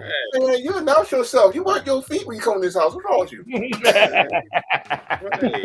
Deidre said, shout out to Miss Out. Then he popped up on the screen. I think he Joe Henry's son. His name Yeah, is Magical. believe You have to clip in that, this Tone. South. I swear. Right on time, huh? Miss Out, what's your thoughts on all this stuff, bro? Speak your mind, brother. I'm sitting here listening to y'all, and I just wanted to say I think this is why it's very important for all of the wrestling world, including all the Indies, including all the fans, to support AEW and All In because they are attempting to build a WrestleMania like atmosphere around the pay-per-view. So it's not just about AEW. It's not just about wrestling. It's about Starcast. It's about the karaoke show that they're doing. It's about doing things around the All In event. And the cool thing about it is Tony Khan is not attempting to step on any other company's stuff. He'll likely actually send wrestlers to multiple companies if they're putting on shows simultaneously during that All In week. So the week leading up to All In and maybe the day after. It's very, very important for us to support other wrestling organizations. Don't take the whole I love WWE, so I ain't watching AEW or I ain't supporting any of that other stuff. Support if you don't support all wrestling, don't draw a line in the dirt when it comes to AEW just because you love WWE. Yeah. That you know what? To I piggyback would off what you love said, that. I Mid-South, would love that for AEW to do that, bro. there All was man, I can't remember the podcast. It was a very reputable podcast. I don't know if it was Fightful's post show or another stream I was watching, and they were saying that these indie promotions that are getting, kind of like excluded from WrestleMania because they want the WWE ID program around it and everything. They're like all these indies that depended on WrestleMania weekend, like WrestleCon, that whole thing. They're like they need to go right to AEW All In and surround that area because they're gonna allow you to operate what you normally do. They're gonna tell your stories and everything, and they're not gonna poach your talent. Like you said, they'll probably send the talent that they're not using on All In to go to those events and work there. So it's an all-inclusive event where everybody's getting their shine and everything. Bro, they did that. They did that for Philadelphia. The guys and girls that was not working or was not scheduled to be for Dynamite. They was surrounded. They was at WrestleCons. We met Will Hobbs and them. They was there, and then they was at the GCW shows because they was not working on doing the signings. So I like that idea. I don't know if it was Mid-South for you that said it. But All In is pretty much their WrestleMania, right? So let's do that. Let's do a WrestleCon there. I think they do a WrestleCade or something like that. Yeah, Starcast. Starcast. So Starcast, they do Starcast there, and this has some other indies. The problem is most of these indies, I think now is doing that WWEID. Not in Dallas. Not in Dallas. I have a buddy that works for two and owns one local company here. He sends wrestlers anytime AEW is here. He has at least one wrestler on one of the shows. So I know he doesn't have. I think there's one wrestler here that's signed with WWID, but as far as promotions, they can all work anywhere. They can all do anything anywhere. And so I know for a fact that they're running at least one show all the week of All In, and I can almost guarantee you there'll be some wrestlers there because AEW has had wrestlers there before. Nice. In fact, Cody, believe it or not, Cody worked one of his shows when he was working for AEW. So yeah, that's a crazy story. Story for another day. But yeah. I really, really, really want because I'm not no offense to WWE. I'm not trying to make this about WWE. It's more that I love for professional wrestling to grow somewhere outside of the WWE. They can have their lane. Don't cut off the lanes of all the other places that want to make money performing. Yeah. It's been They- Simple as that. it's been a long time. It's been a long time, and I am one. I guess I'm one of a few in here that could say I was lucky to see when it was the territory days, and to drop off the territory days now to have wrestling everywhere in almost every state. Indies pretty much is the damn new territories, right? So if they don't like that, how they gonna get any new talent anyway? Like y'all just gonna get people off the streets, and you know, or y'all be lucky enough to get another Oberfebi from Alabama, Roll Tide, all that stuff. You know, you got to get somebody that know how to work a 20x20 ring, know how to do this, and you just teach them how to act like a character. As long as you know how to work a wrestler, perfect. and going on what 13 just said, WWE doesn't want the wrestling community to grow. They only want their company to grow. So there are levels to what you just said, 13. This is why I keep saying that WWE, more than anything, is the most dangerous company when it comes to wrestling as a whole. The wrestling spectrum, they are a danger. And a lot of people are not taking heed to what I am saying. Look at what the fuck is going on right now. They are so goddamn focused on AEW that they don't even know what the fuck they doing. They say, listen, we don't give a damn about a Beyonce concert. We don't care about Atlanta traffic. You should care about that because that's going to affect up your numbers. But yet you're worried about a fucking company that's all the way over by the Gulf of Mexico. They over there in Texas. You over there in Atlanta. Worry about your shit over there. That's what I said. You can't be this fucking stupid.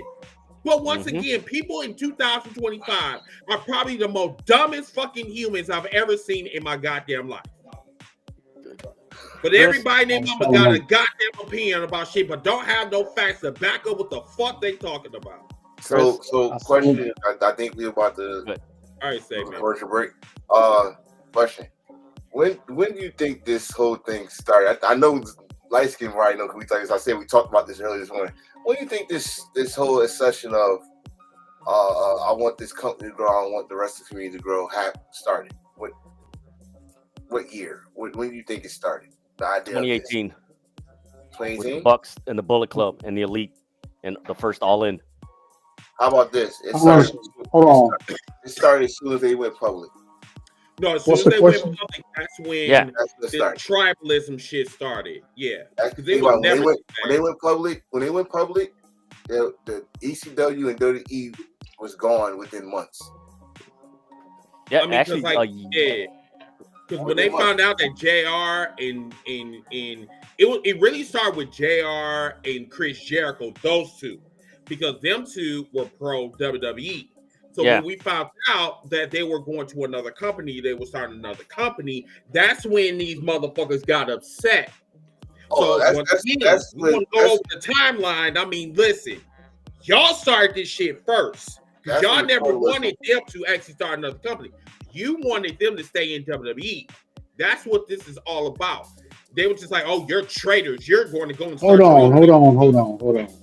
So who exactly are y'all talking about? Because I'm going to be real with you. I don't think Vince McMahon ever cared about AEW. I don't think he was ever worried about AEW. You're talking about fans, right? Yeah. Fans. Yeah. Okay. Just clear. I just want to be clear because Vince, Vince don't care about nothing but WWE. Remember, he had Jericho on the Stone Cold podcast, WrestleMania weekend, promoting AEW on the podcast. Right. That's what I was going to say. Vince, if there's one thing I know about Vince, is that he cares, and I hate to say this because of all the bad stuff, but Vince actually cares about professional wrestling as a whole. The only time he didn't was when he was trying to build the WWE in the 80s. And, other than trying to get rid of all his competition at the time, WCW would have never been. That would have never been a problem had Eric Bischoff. WCW not tried to actually kill. Yeah, Eric Bischoff basically. Yeah. Them trying to kill WWE. That's the only thing that made Vince do that Mr. because A. Vince cared about professional wrestling across the board. Because I know we talk about this whole Forbidden Door and all that stuff. This was actually working with other companies back in the day Yeah. Yeah. for a long time. So Bro, I said this a couple of times. Like Prime Vince, he was working with was it Mid South? No, not Mid South, but Smoky Mountain, Yeah. Memphis, All Smoky Mountain, All Japan. Japan. Stu Hart's. And Yep, that was it all that stuff. SMW. yep, all of Man, that. it's just when Eric Bischoff opened his mouth and said, he was bitter because he didn't get a chance in WWE. Everybody remember that. Y'all saw the interview. And Ted Turner said, I want that company, but I want it here. And Eric Bischoff agreed. But I'm looking at Wolfpack. Shout out to Wolfpack. It started at TNA. I'm gonna say a little bit of a year because everybody that got fired either went to Ring of Honor or TNA, and it was called TNA, the new WCW. Yeah. All the old, right? But that's why I said once they went public, to me, that's when the downfall started. It only need to be one company, and it's been a long time since we had this many companies, indie or not. There's a lot of wrestling companies out there in the States alone. I'm not talking about worldwide, in the States alone. And everybody get opportunity because now you know the secret of how to make money in the business. Merch and damn near being an advertiser for yourself on social media. Use social media in the right way. And you'll get some exposure. Go ahead. I see you got something to say. Now, Mr. Jose said this. He said, my only question is it WWE's responsibility to be considerate of their competitors, or should their competitors do a better job and capitalize on the fans' backlash to WWE? FYI, I'm not a tribalist. LOL.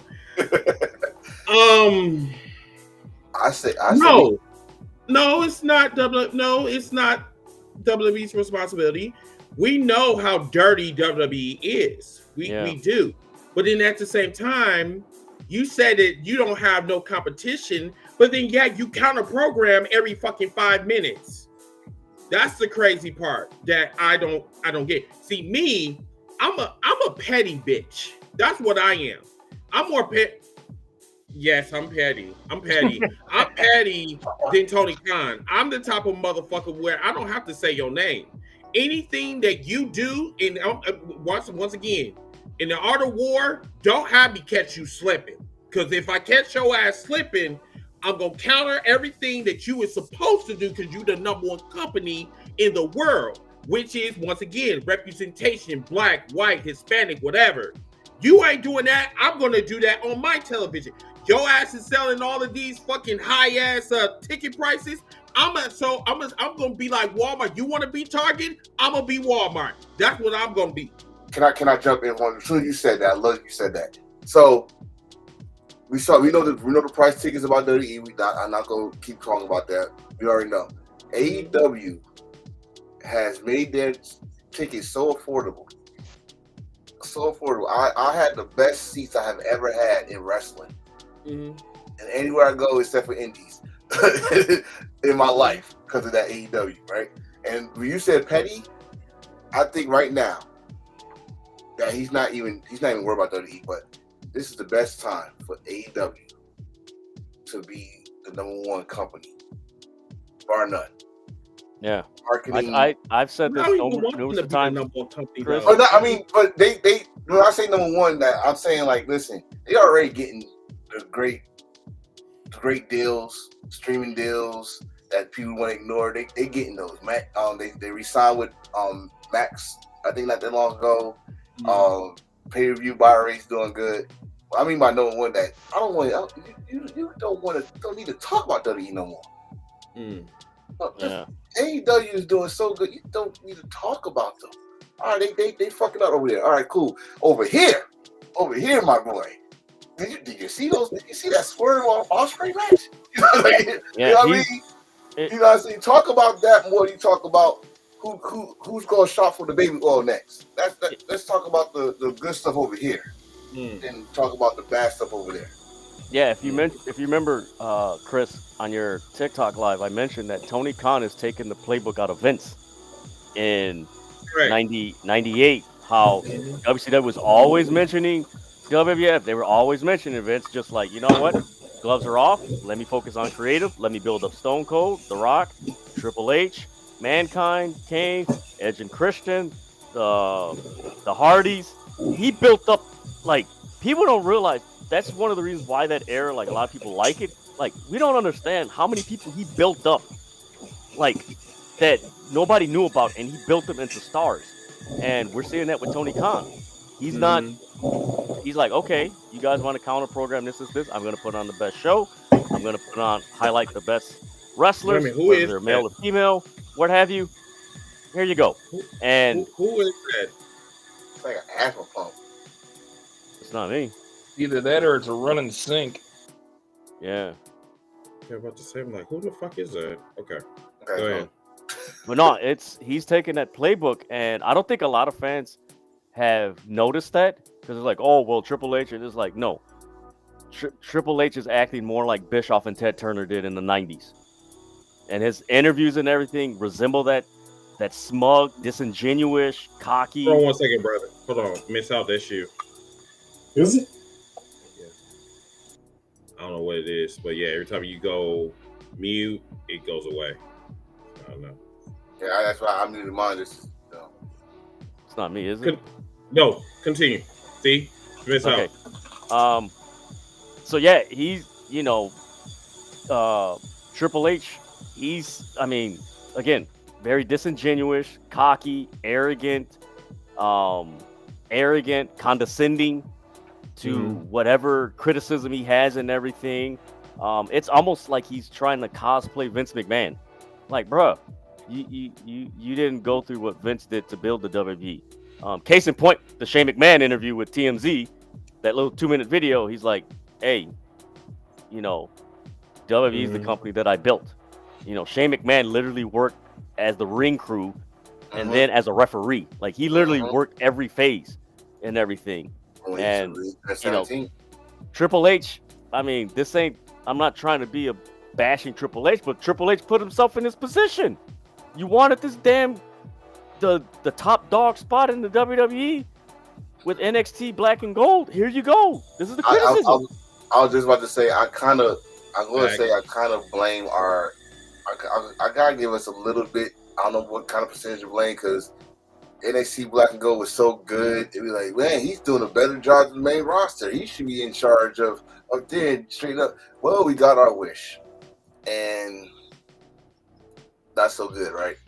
That's so good, because it's not easy. Because your NXT, believe it or not, NXT was the AEW for us when it comes to mainstream, right? But then you gave him that shot, because you gave him that shot now that he got the main roster, and he's trying to do the same thing he did in NXT with the same people he had in NXT. This is a different crowd up here. Most of the main roster crowd do not watch or did not watch NXT. That's why when people came from NXT, you debuted them on the hottest time was at the time, the night after WrestleMania, when you had wrestling fans at those shows. They know who they was. You go the next week, there's silence. Just like when Johnny Gargano came back, there's silence. Karrion Kross came back, there's silence. Hell, even your regulars, Braun Strowman came back. You got a Raw, but after that, there's silence, because your fans even are questionable of what show they should watch, and under your own umbrella. So it's not easy being the boss hog in the actual show, is it, Paul? So everybody, we're right now it's 10:50 Central Time, 11:50 Eastern Time. So what we're gonna do is for the next probably toward the end of the show, we're gonna have some rebuttals from you fans that's in the comment section. So we're gonna give you guys 2 to 3 minute rebuttals.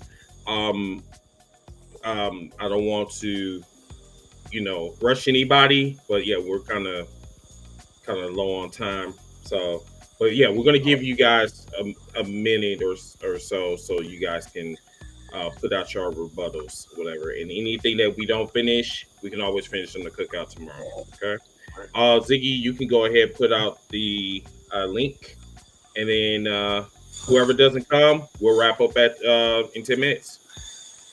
And you still having that screeching. I don't know. Are you cooking something? You Are you can't my because you're in the fan? basement. What sound are y'all hearing? Because I don't hear anything. It's like a You hissing my sound. fan? Yeah. It's like, Are you you sure my you're fan? Okay, I'm gonna mute myself. okay? All right. Okay, Z. Yep. Go ahead. You can put out the link. Y'all can continue. Go ahead. Oh, I'm looking at again, Jose. You've been getting my attention here. Why isn't AEW pushing Offspring more? They, God. Yeah. Offspring is about story, man. About the wrestling performance, man. That's all. Will Ospreay is about the wrestling performance. He don't care win or lose, as long as you leave that arena saying you talking about his match. That's why he's one, if not the best right now.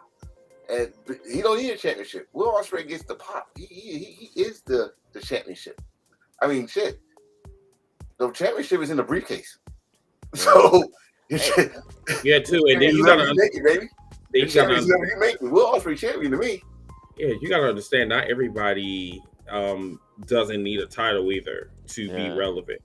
Hey, that having comment's a compliment to Ospreay. That's a compliment. Yeah, 'Cause that dude is always featured on. That's a compliment, man. Wow. That's what I'm saying. He to me is the best right now, and especially probably the best in the past 6-7 years. him and Swerve. And they about to have a barn burner part 2 this Wednesday. And I for can't free. wait. I can't wait for Wednesday, man. For I can't free. wait. El And this is Fuego. gonna be like the second week in the row. Bro, I'm telling y'all right now, is that main event? Is that main event? It does. It sounds like bro. you're a fan, huh? It sounds like a fan. All right, All guys, we have our first call-in guest. Let me know whenever you're ready in the green room chat, and I'll pull you in, sir. But Who is that? also, if you do not want to be on camera, you do not have to have your camera activated. You can just use your voice, as I'm using just my voice right now. Is that Diedrich? Correct. Okay. But I was going to let him get ready if let him give us a signal whenever he's ready. All right. And another 4 hours of AEW. Did y'all survive last week? Yeah. I was cool last week. Yeah. My only thing is I wish they would have had at least 1 to 2 women's matches in the middle to change up the monotony, because it got a little bit monotonous in the middle. But other than that, I loved it. Hey, shout out to Frankie Bacard. Frankie had a past birthday. I think this was like maybe last week or something like that. But happy birthday to Frankie. Wow. Shout out to the knockout artists. Period. Right. All right, we currently have 2 callers in the queue. Y'all let me know whenever y'all ready. It's up to Diedrich whenever he's ready. Yep, we have Diedrich and 13 currently in the queue. So they're doing their audio checks and everything like that. Which is fine. Okay, so we can do this while they're doing that. We can go over some of the indie wrestling spotlights and see what Rufus Law like. Yeah, we have. That's a good point, Chris. We do have some AEW content. I know you mentioned indie, but we do have as a reminder, we do have the Summer Blockbuster 4-hour special event. Hurt Syndicate versus Speedball Bailey, Commander Kevin Knight. Swerve Ospreay that they talked about. This is part 2. This is the big match right here that a lot of people are going to be talking about. And all right, I think our call is ready. Cool. So all right, let's bring him up. We'll go ahead and bring him up.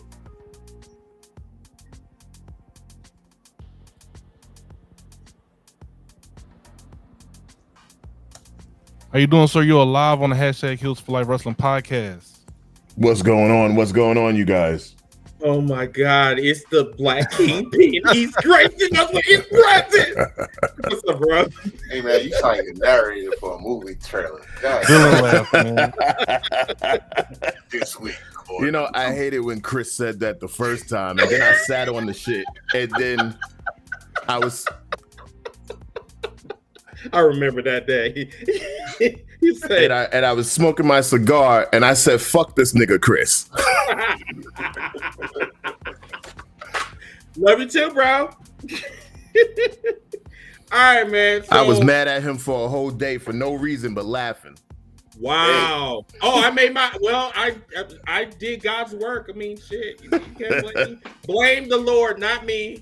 No, but we were going back and forth when we was talking about the New Orleans situation, and I could see that your head was on fire, and I was like, yeah, this nigga want to come up. So tell us what's up. No, so I think is there a little bit of a delay on my end, just so I know? Oh, No, you're good. You're good. You good, bro? Okay.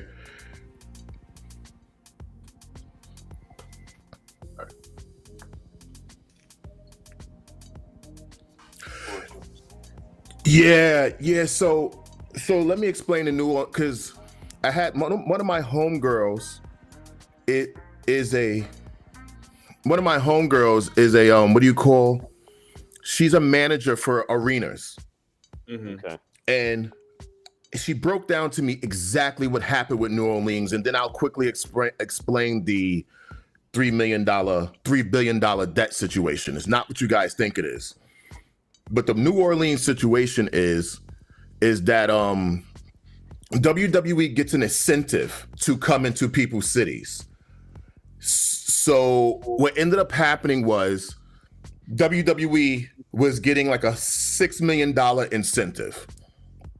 And then what ended up happening was they wanted $10 million because New York, New Jersey gave them $7 million plus a $4 million tax break.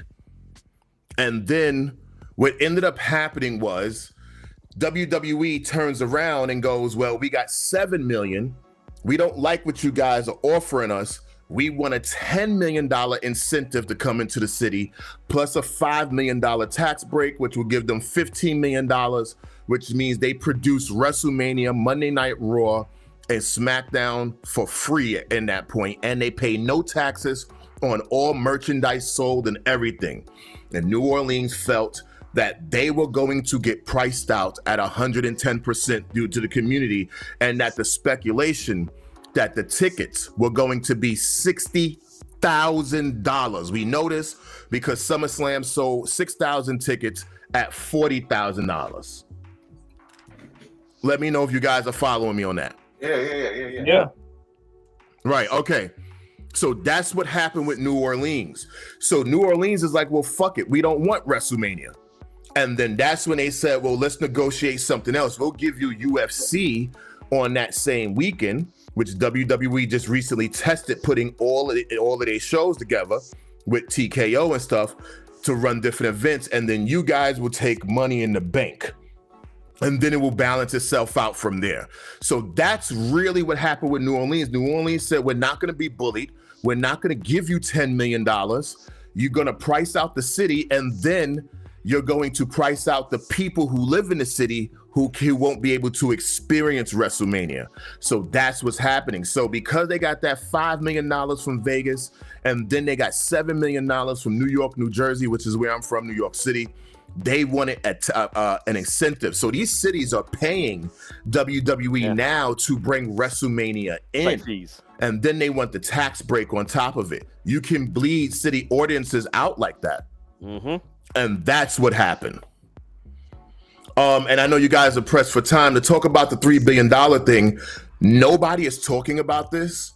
As a person who's follows stock, who trades stock, the other issue is Endeavor no longer owns the WWE and UFC. Yep.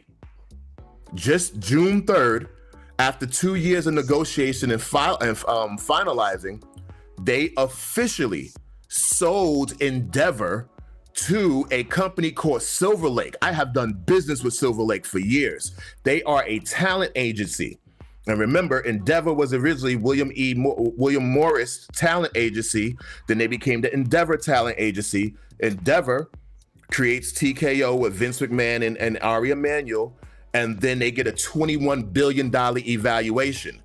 Silver Lake just bought TKO, WWE/UFC for $25 billion, creating a $3 billion debt with only $497 million cash floating around to take on-hand cash to take pressure off of them. So it's not that they're not making money. It's not that they're pricing people out when it comes to that. The $3 billion debt literally came because UFC and WWE together had a $21 billion evaluation. When Silver Lake came in, they bought it at $25,000.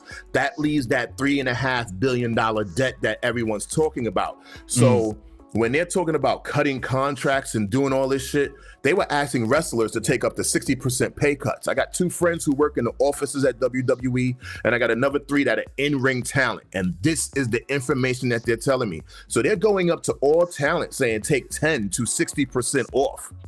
That's exactly what's happened. So when you guys was reporting it, I didn't want to say you guys were being wrong in the wrong information. It was just that it was layers to that information. And I've already recorded a video that I'm going to upload on my channel explaining all the details. But that's the issue with New Orleans, and that's the $3 billion debt in WWE. Sorry I ran you guys' ears off. No, this is great. You're saying what a lot of people I've heard mention that as far as the debt, the Silver Lake, and like nobody knows about Silver Lake. Like they're like, oh, is this and that? Like no, Silver Lake owns it. Like that happened last year. Silver like, Lake under the radar in California. So with WWE probably bringing WrestleMania in for a 5-year residency in Vegas, they're not even operating out of Las Vegas anymore. They're operating out of California now because Silver Lake owns WWE. And you don't hear Sean Ross Sapp. You don't hear Uncle Dave. You don't hear no one talking about any of this because they don't understand how money and how business works. And you got to remember, film and television and music and entertainment, this is what I had done as an executive, as a former vice president of a major studio. We deal with companies like BlackRock, Silver Lake, Endeavor, William Morris, and so on and so on. So what they did was narrow down the pool. And they brought it all together because Silver Lake wants to control all of the future talent going down across the world. So that's the best way I can break it down to you guys. I mean, shit, thank you, because I ain't know about that part. We got to give our boy Dietrich a round of applause over supporting the New Wrestling World Order. Oh, yeah, NWWO, New Wrestling World Order.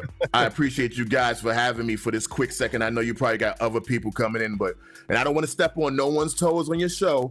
It's just, that was something I think the more of us have that information, the more we can dig up and learn. So that $3 billion debt is really imaginary. It's really imaginary. He ain't stepping on toes. What people think it is. You're not stepping on toes. He's stepping on feet, huh? I might be causing a problem, but I sat on hold, even releasing that video for 3 months because I've been following this story since 2023. And they was negotiating to buy. The moment they closed the deal and created TKO in September, they started brokering with Silver Lake in October of 2023. So this was always going to be a flip. And I know one thing about this platform, and I feel confident speaking on behalf of Chris and everyone else here is anytime you want to add any extra information on something we're talking about and different things like that, more than welcome to add any extra context or anything like that. Like, sure, I watch all your guys' shows, so even though I'm quiet, I watch what you guys are talking about. I know some guys get like kind of in their feelings about stuff like that, but we're all about information and sharing information and learning and different things like that, especially someone from you who's been in the industry. So we always appreciate you, sharing the information with us, man. Without question, I just wanted to come and drop that in. Thank you, appreciate it. You family now, but I be in my feelings every time. You know what? I gotta commend him because outside of WrestleNomics, because most people get it's crazy. Most wrestling fans and guys, everybody on this panel knows, a lot of wrestling fans want to talk numbers, but when people who actually study the business talk about it, oh, that's boring. Well, why the hell are you talking about it if you don't want to know about it? You know why? You know why that happened? Because of Dave Meltzer. And Dave Meltzer spoke so many numbers that it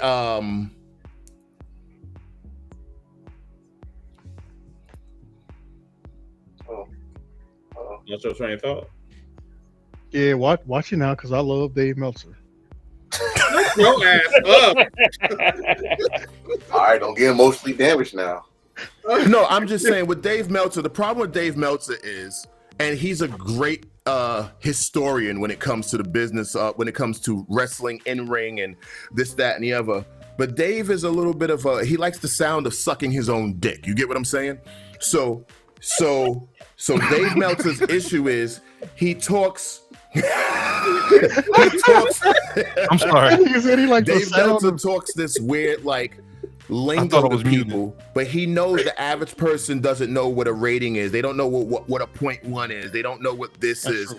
He doesn't. He knows they don't know that, and he used that to sensationalize what he's talking about. So now everybody wants to talk the numbers, but they don't know the numbers, and that's the issue. That's on period. All right. All right. Thank you, brother. Thank you for blessing us with your presence, Mr. Kingpin. Please do not kill Daredevil, please. Thank you so much. If he comes my way, I will. Oh, I know. All right, brother. Thank you so much. Thank you so much, you guys. Appreciate you, bro. Thank you, man. See you next time, bro. This All right. All right, we have another call in, Chris. All right. Bring him up. We have calling into the show, Mr. Not 1, not 2, not 3, but 13. The fuck you want? Like in the Joker's lair right now. What the He hell? look like he's still in thought right now. Hey, you ain't about to do no voodoo on us, are you? You better stop playing. I got the poodle and waiting over here in the corner. Better stop disrespecting her name. Okay, sorry. My bad. All right, so what brought you on to the show, bro? Sir, I have to correct you. You keep saying this place that doesn't exist any further. El Grande Americano called my phone personally just to remind you. It ain't across the Gulf of Mexico, sir. It's across the Gulf of America. I need you to correct yourself. He needed you to get his home place, his mother body of water correct. Oh boy. So let me address you on something about Mr. Captain Keanu or where the fuck that man from Atlantis came from. Listen, I was taught in geography class, sir, that it's a Gulf of Mexico, not a Gulf of America, not Gulf of MAGA. So that man, that white bread motherfucker, bounty hunter, whatever the fuck you want to call him, can kiss my black ass. How dare you tell this colonizer he can't come from Atlantis or wherever he says he's from? Listen, how dare you? Listen, if that man came from a body of water, it really explains why he is always so wet. Exactly. We never questioned Roman Reigns why he comes out like he just took a shower before his 8-minute intro, but nah, somebody comes from a body of water and everybody loses their mind. They do. So, did you come up here just to torture me, or did you actually come up here to rebuttal? Nah, I'm pretty good on this one. Good night, everybody. Great show. Great show, everybody. Call him 14 thoughts. Right, that part. See, he didn't harass me enough on and shout out to 13, because if it was not for 13, if it wasn't for his shenanigans on Friday, I would have never got through those 12 hours. So shout out to him. Yes. All right. That's cool dude, man. Yes. That's all I got, Chris. What you want to do, sir? We can go around for final thoughts. We need to wrap up anyway.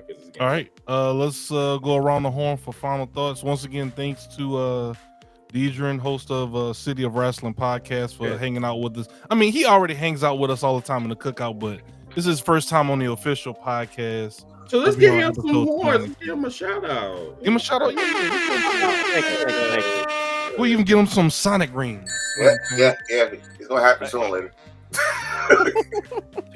You know, I'm always gonna find a way to, weave in them Sonic rings. But It's gonna happen sooner or later, bro. Mr. Light Skin Gaijin, give us the benediction today, sir. What's your final thoughts? My final thoughts is something that I mentioned earlier today. Everything in pro wrestling happens with a purpose. Just because you think that purpose is what you want it to be, there's a whole hell of a lot more behind it than what you think. Don't get caught up in the genjutsu. All right? Actually take the time, do your homework, do your research. Actually use critical thinking, because there's always an explanation that is much deeper than the story. Pause, because I said deeper. Oh, and some of you wrestling fans need to stop gooning and be sponsored by Vaseline. Oh, Lord. Hey, My Lord. So wet. And it's the pump bottle Vaseline. That's even that's wild work. There's nothing wrong with pump. Oh my God. Oh no. It's not even the like the little container. He got. You know what? Bottle. I really prefer the liquid like Vaseline because it's so wet and it just. All right, this is taking a turn. Sorry, I was having some memories. I'm sorry, my bad. Oh my God, Miss South, what you got, big dog? I can't have no part of the After Dark show.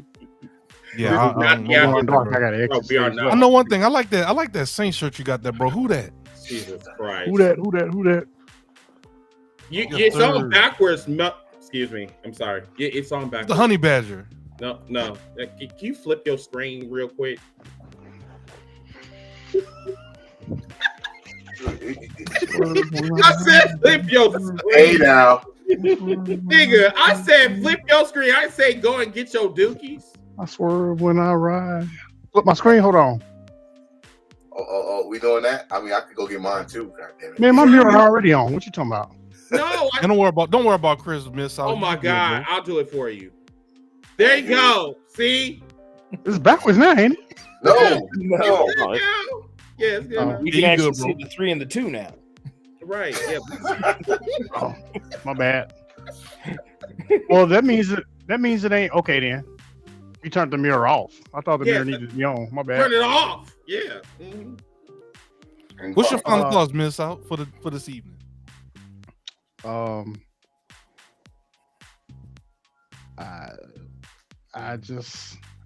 ain't followed none of this R-Truth stuff. I don't care about it at all. I'm like all the way out on WWE. I'm all the way in on AEW and just about anybody else. I'm not ashamed to say that. I just don't care about WWE anymore. It's a laundry list of reasons. I don't want to get into any of them right now, but you can consider me just pro AEW. Simple as that. Damn, y'all just took Miss South out of it, bro.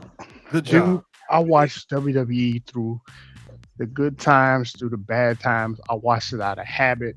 I watched it just because I always watched it. I can't do that anymore.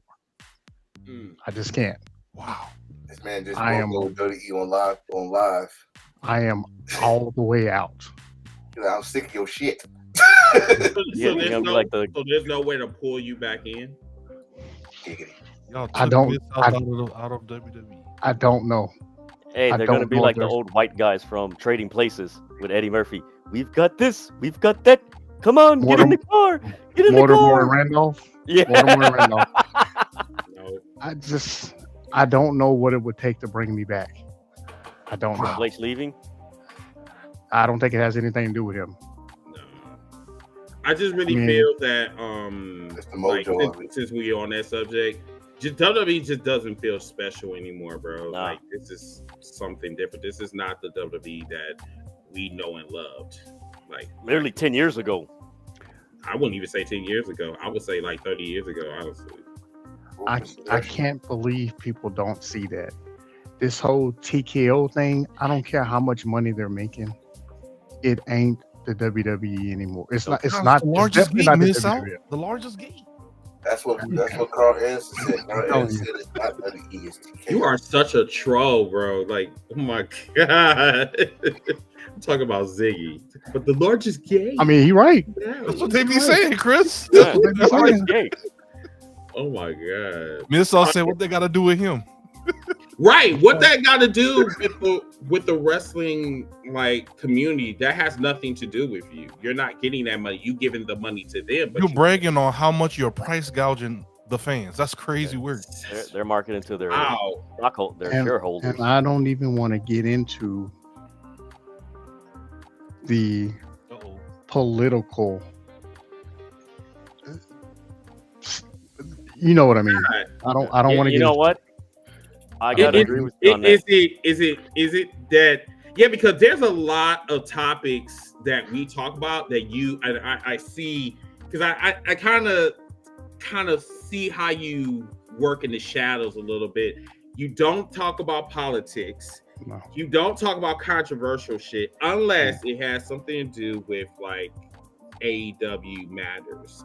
But I see that you veer away from those, so that's why I say I don't really expect you to talk about those topics. And I'll give you one quick point on why I don't bash. I try not to bash anything if I can.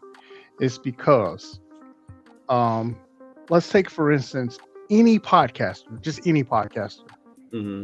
If AEW puts on let's say they put on a 10 out of 10 pay-per-view. You go and you listen to 1 hour of that podcast. The majority of that hour is going to be based around talking about what they didn't like about a particular show than what they did. And I just use AEW as an example. That's how it is for the most part for any podcast. They spend the majority of their time telling you what they don't like instead of what they did like. And I am like, I've had it up to here with that kind of podcasting. So I mean, I get it. Yeah, I get it. He's a babyface amongst heels. The hell? You what? I'm an asshole when I need to be. Oh, I know that. Yeah. We know that. Yeah, we know that. Yeah, it's hilarious too. I rather you tell me what you liked about a show than every single thing that you didn't like about it. It's fine being objective and saying you don't like something, but you know, if your show is 10 minutes, don't give me 9 minutes of negative. That I gotta agree with you. That's something I've seen from when I first started doing City of Wrestling. It was like that. I'm like, okay, is there anything that you did like about it? My final thoughts.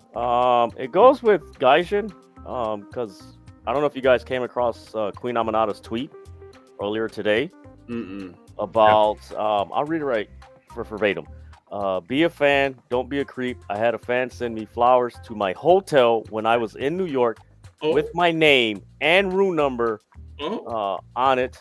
Imagine how I felt the day and days after. Y'all need to stop for real.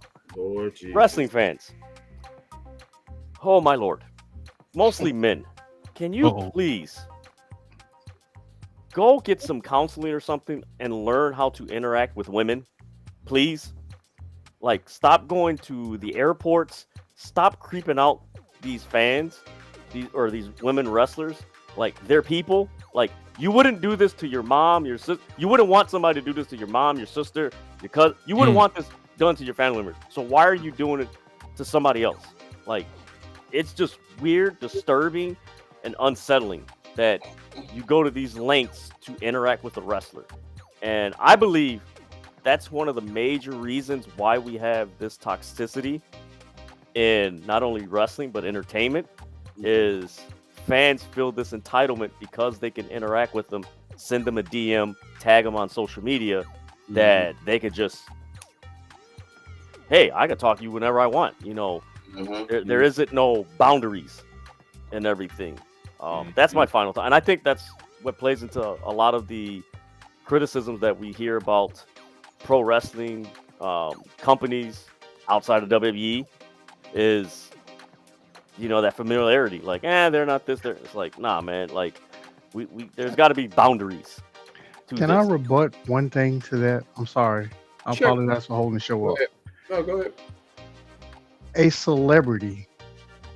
I want to say this the right way because this is no offense to Queen Amanat or Lexi. None of them that reported stuff like that. That stuff happens to celebrities all the time. It's like it's celebrities. I don't know. They should all have bodyguards because to me it seems like it's bound to happen to anybody that's on TV, national TV, anybody that's in the public spotlight. It's a known thing. Sure, be afraid. I'm not saying. Well, I'll say it better this way. Get protection. Always have protection. Bodyguard, weapon. Bodyguard, weapon, security, whatever you need to have, get it. But you gotta. I mean, hopefully they got some type of training in AEW when it comes to stuff like that. Because to me, it seems like it's always bound to happen. So protect yourself. Well, the thing is now, ever since I want to say 2016, like it's escalating more, and it's to the point where they're doxing personal addresses and phone numbers. That's technology. Wrestlers. That's weird. That is really weird and everything.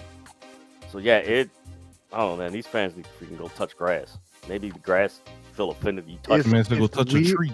It's weird, but women were beating down the door of Elvis Presley in the 60s and 70s. So I'm just saying it's always happened. It's just magnified now because you got social media. Yeah, but you got guys. Protection. You got guys now. Like, it's sad, but seeing and hearing from social media influencers that I know personally, there's guys are fucking disturbed, perverted in the comment section. Like the things I've seen. There's one person I follow on Instagram. Guys are literally, oh my god, it's so disgusting. I don't even want to say it. Like they're talking about, how do I put this? That time of the month, bro. Like they want to be that instrument. Yeah, that's how. Oh my god. I'm like, what the what? I don't too far gone, bro. Say it. I mean, like I said, I'm freaky than a motherfucker, but I'm not that level of freaky. Like I'm like, yo, like it's. Why would you even want to? Why would you want to exchange body fluids? That's sick. It's like, what the hell is wrong with these people? Oh my! Like, man, it's some real. What was it? Allison K, another one. This guy AI photo of him and her. And he's like, we're soulmates. And he tagged her in there. Oh, yeah, that just happened. God. And then he took a picture of his private area. He posted it on Twitter. Wait, he put his shit on Twitter. You know what?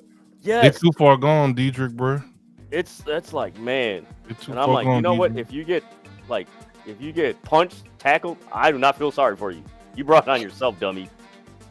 That's really where we're at. Like, we're really at the punching. We're not even at the negotiation table anymore. No. Now you're becoming a terrorist, and you are trying to invade my personal space. And you like Soraya. Yeah, the meet and greets. The fans are trying to kiss her, not on a cheek. Like literally. Like what the fuck? What is wrong with you people? Wild word. So that's my final thoughts. Sorry to keep you guys longer, man, but that's no, you good, bro. Appreciate you hanging out with us this evening, man. Yeah. All right, who's next? The Enforcer. He kind of grossed you out with that one. Well, first, wash your asses. You know, wash your asses. Yes. Okay. Y'all can pay for conventions and wrestling tickets, $4,000. Go to your local dollar store or Dollar Tree. Get you some deodorant. We also got some merch. Please get our merch. We got limited time edition merch coming up. Celebrating the 300 episode. Please, once it come on, we will let you know. Pop that out. Take pictures so we can celebrate it. Also, again, doing some networking. Celebrate the cookout. Wrestling debates. But when it comes to wrestling, I think God just said it best. Just there's always something happened for a reason in wrestling. This happened. This kind of happened at the same time that they announced Vegas WrestleMania game. Though we knew it was going to happen, but they made announcements so y'all won't have to talk about it. Talking about archery. Okay, but it is what it is. Wrestling has been here for a long time and it always had controversy. I'm here to enjoy the wrestling. I don't know how long I got on this earth. I'm going to try to be happy and enjoy what makes me happy, and wrestling is it. And I'm going to enjoy this Wednesday. I got Osprey. I got Swerve. So do that. Find something to enjoy. Be happy. Don't shit on everybody else's parade. And yeah, join us on this road to 300. And I'm done. Cool. Get that comment off for you.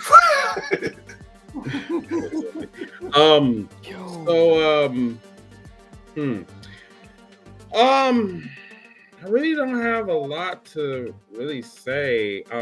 Just another so stupid. I had this. I'm sorry. I'm not doing that tonight. I promise you. I barely can keep my eyes open. So, first of all, for the fundraiser, once again, for the people that contribute, thank you so much. That means a lot to me. I just to kind of update you guys, I did pay for my plane ticket last night. We did get our Airbnb, so it's big enough for all of our collaborations that we're going to be doing. Our cookout is going to be on a Friday, according to Mid-South. I still have to meet with him on a couple things to finalize some things before the end of this month. I'm still going to be doing the fundraiser to the end of this month, so we're going to probably do some more games like we did on Friday. So stay tuned for that. The only thing I'm going to bring this to your attention. The interviews, the people that we have had on the podcast, all of this is a team effort. I can't say enough of what you guys have contributed to #Heels for Life and going to this 300 episode. I'm just so thankful for you guys. Like this has just been a dream come true, and I cannot wait to meet each and every one of y'all that's going to be in Texas. So I'm just going to say this in closing: do never ever let somebody deter you from reaching your goals, your dreams, and fight for what you believe in, because this is what I have been doing for the past 17 years. I wasn't even meant to do this podcast. Someone told me that my style in podcasting will never ever come true, and I proved them wrong. And I still have not forgot those words, and that's what pushes me every day. I want to make the naysayers say that I am better than you, and you know it. So, with that being said, what ring? Where's my MJF? Oh shit, I got it up there. I've always wanted to say that, but no, everybody, keep it classy. We'll do a cookout tomorrow for Light Skinned and Deidre. Thank you so much for coming on here. And also for our callers, thank you for coming on. We'll see you guys next week for episode 293. And you guys have a wonderful and blessed work week. And we are out of here. Bye. I'm horny. That's not how we gonna do it.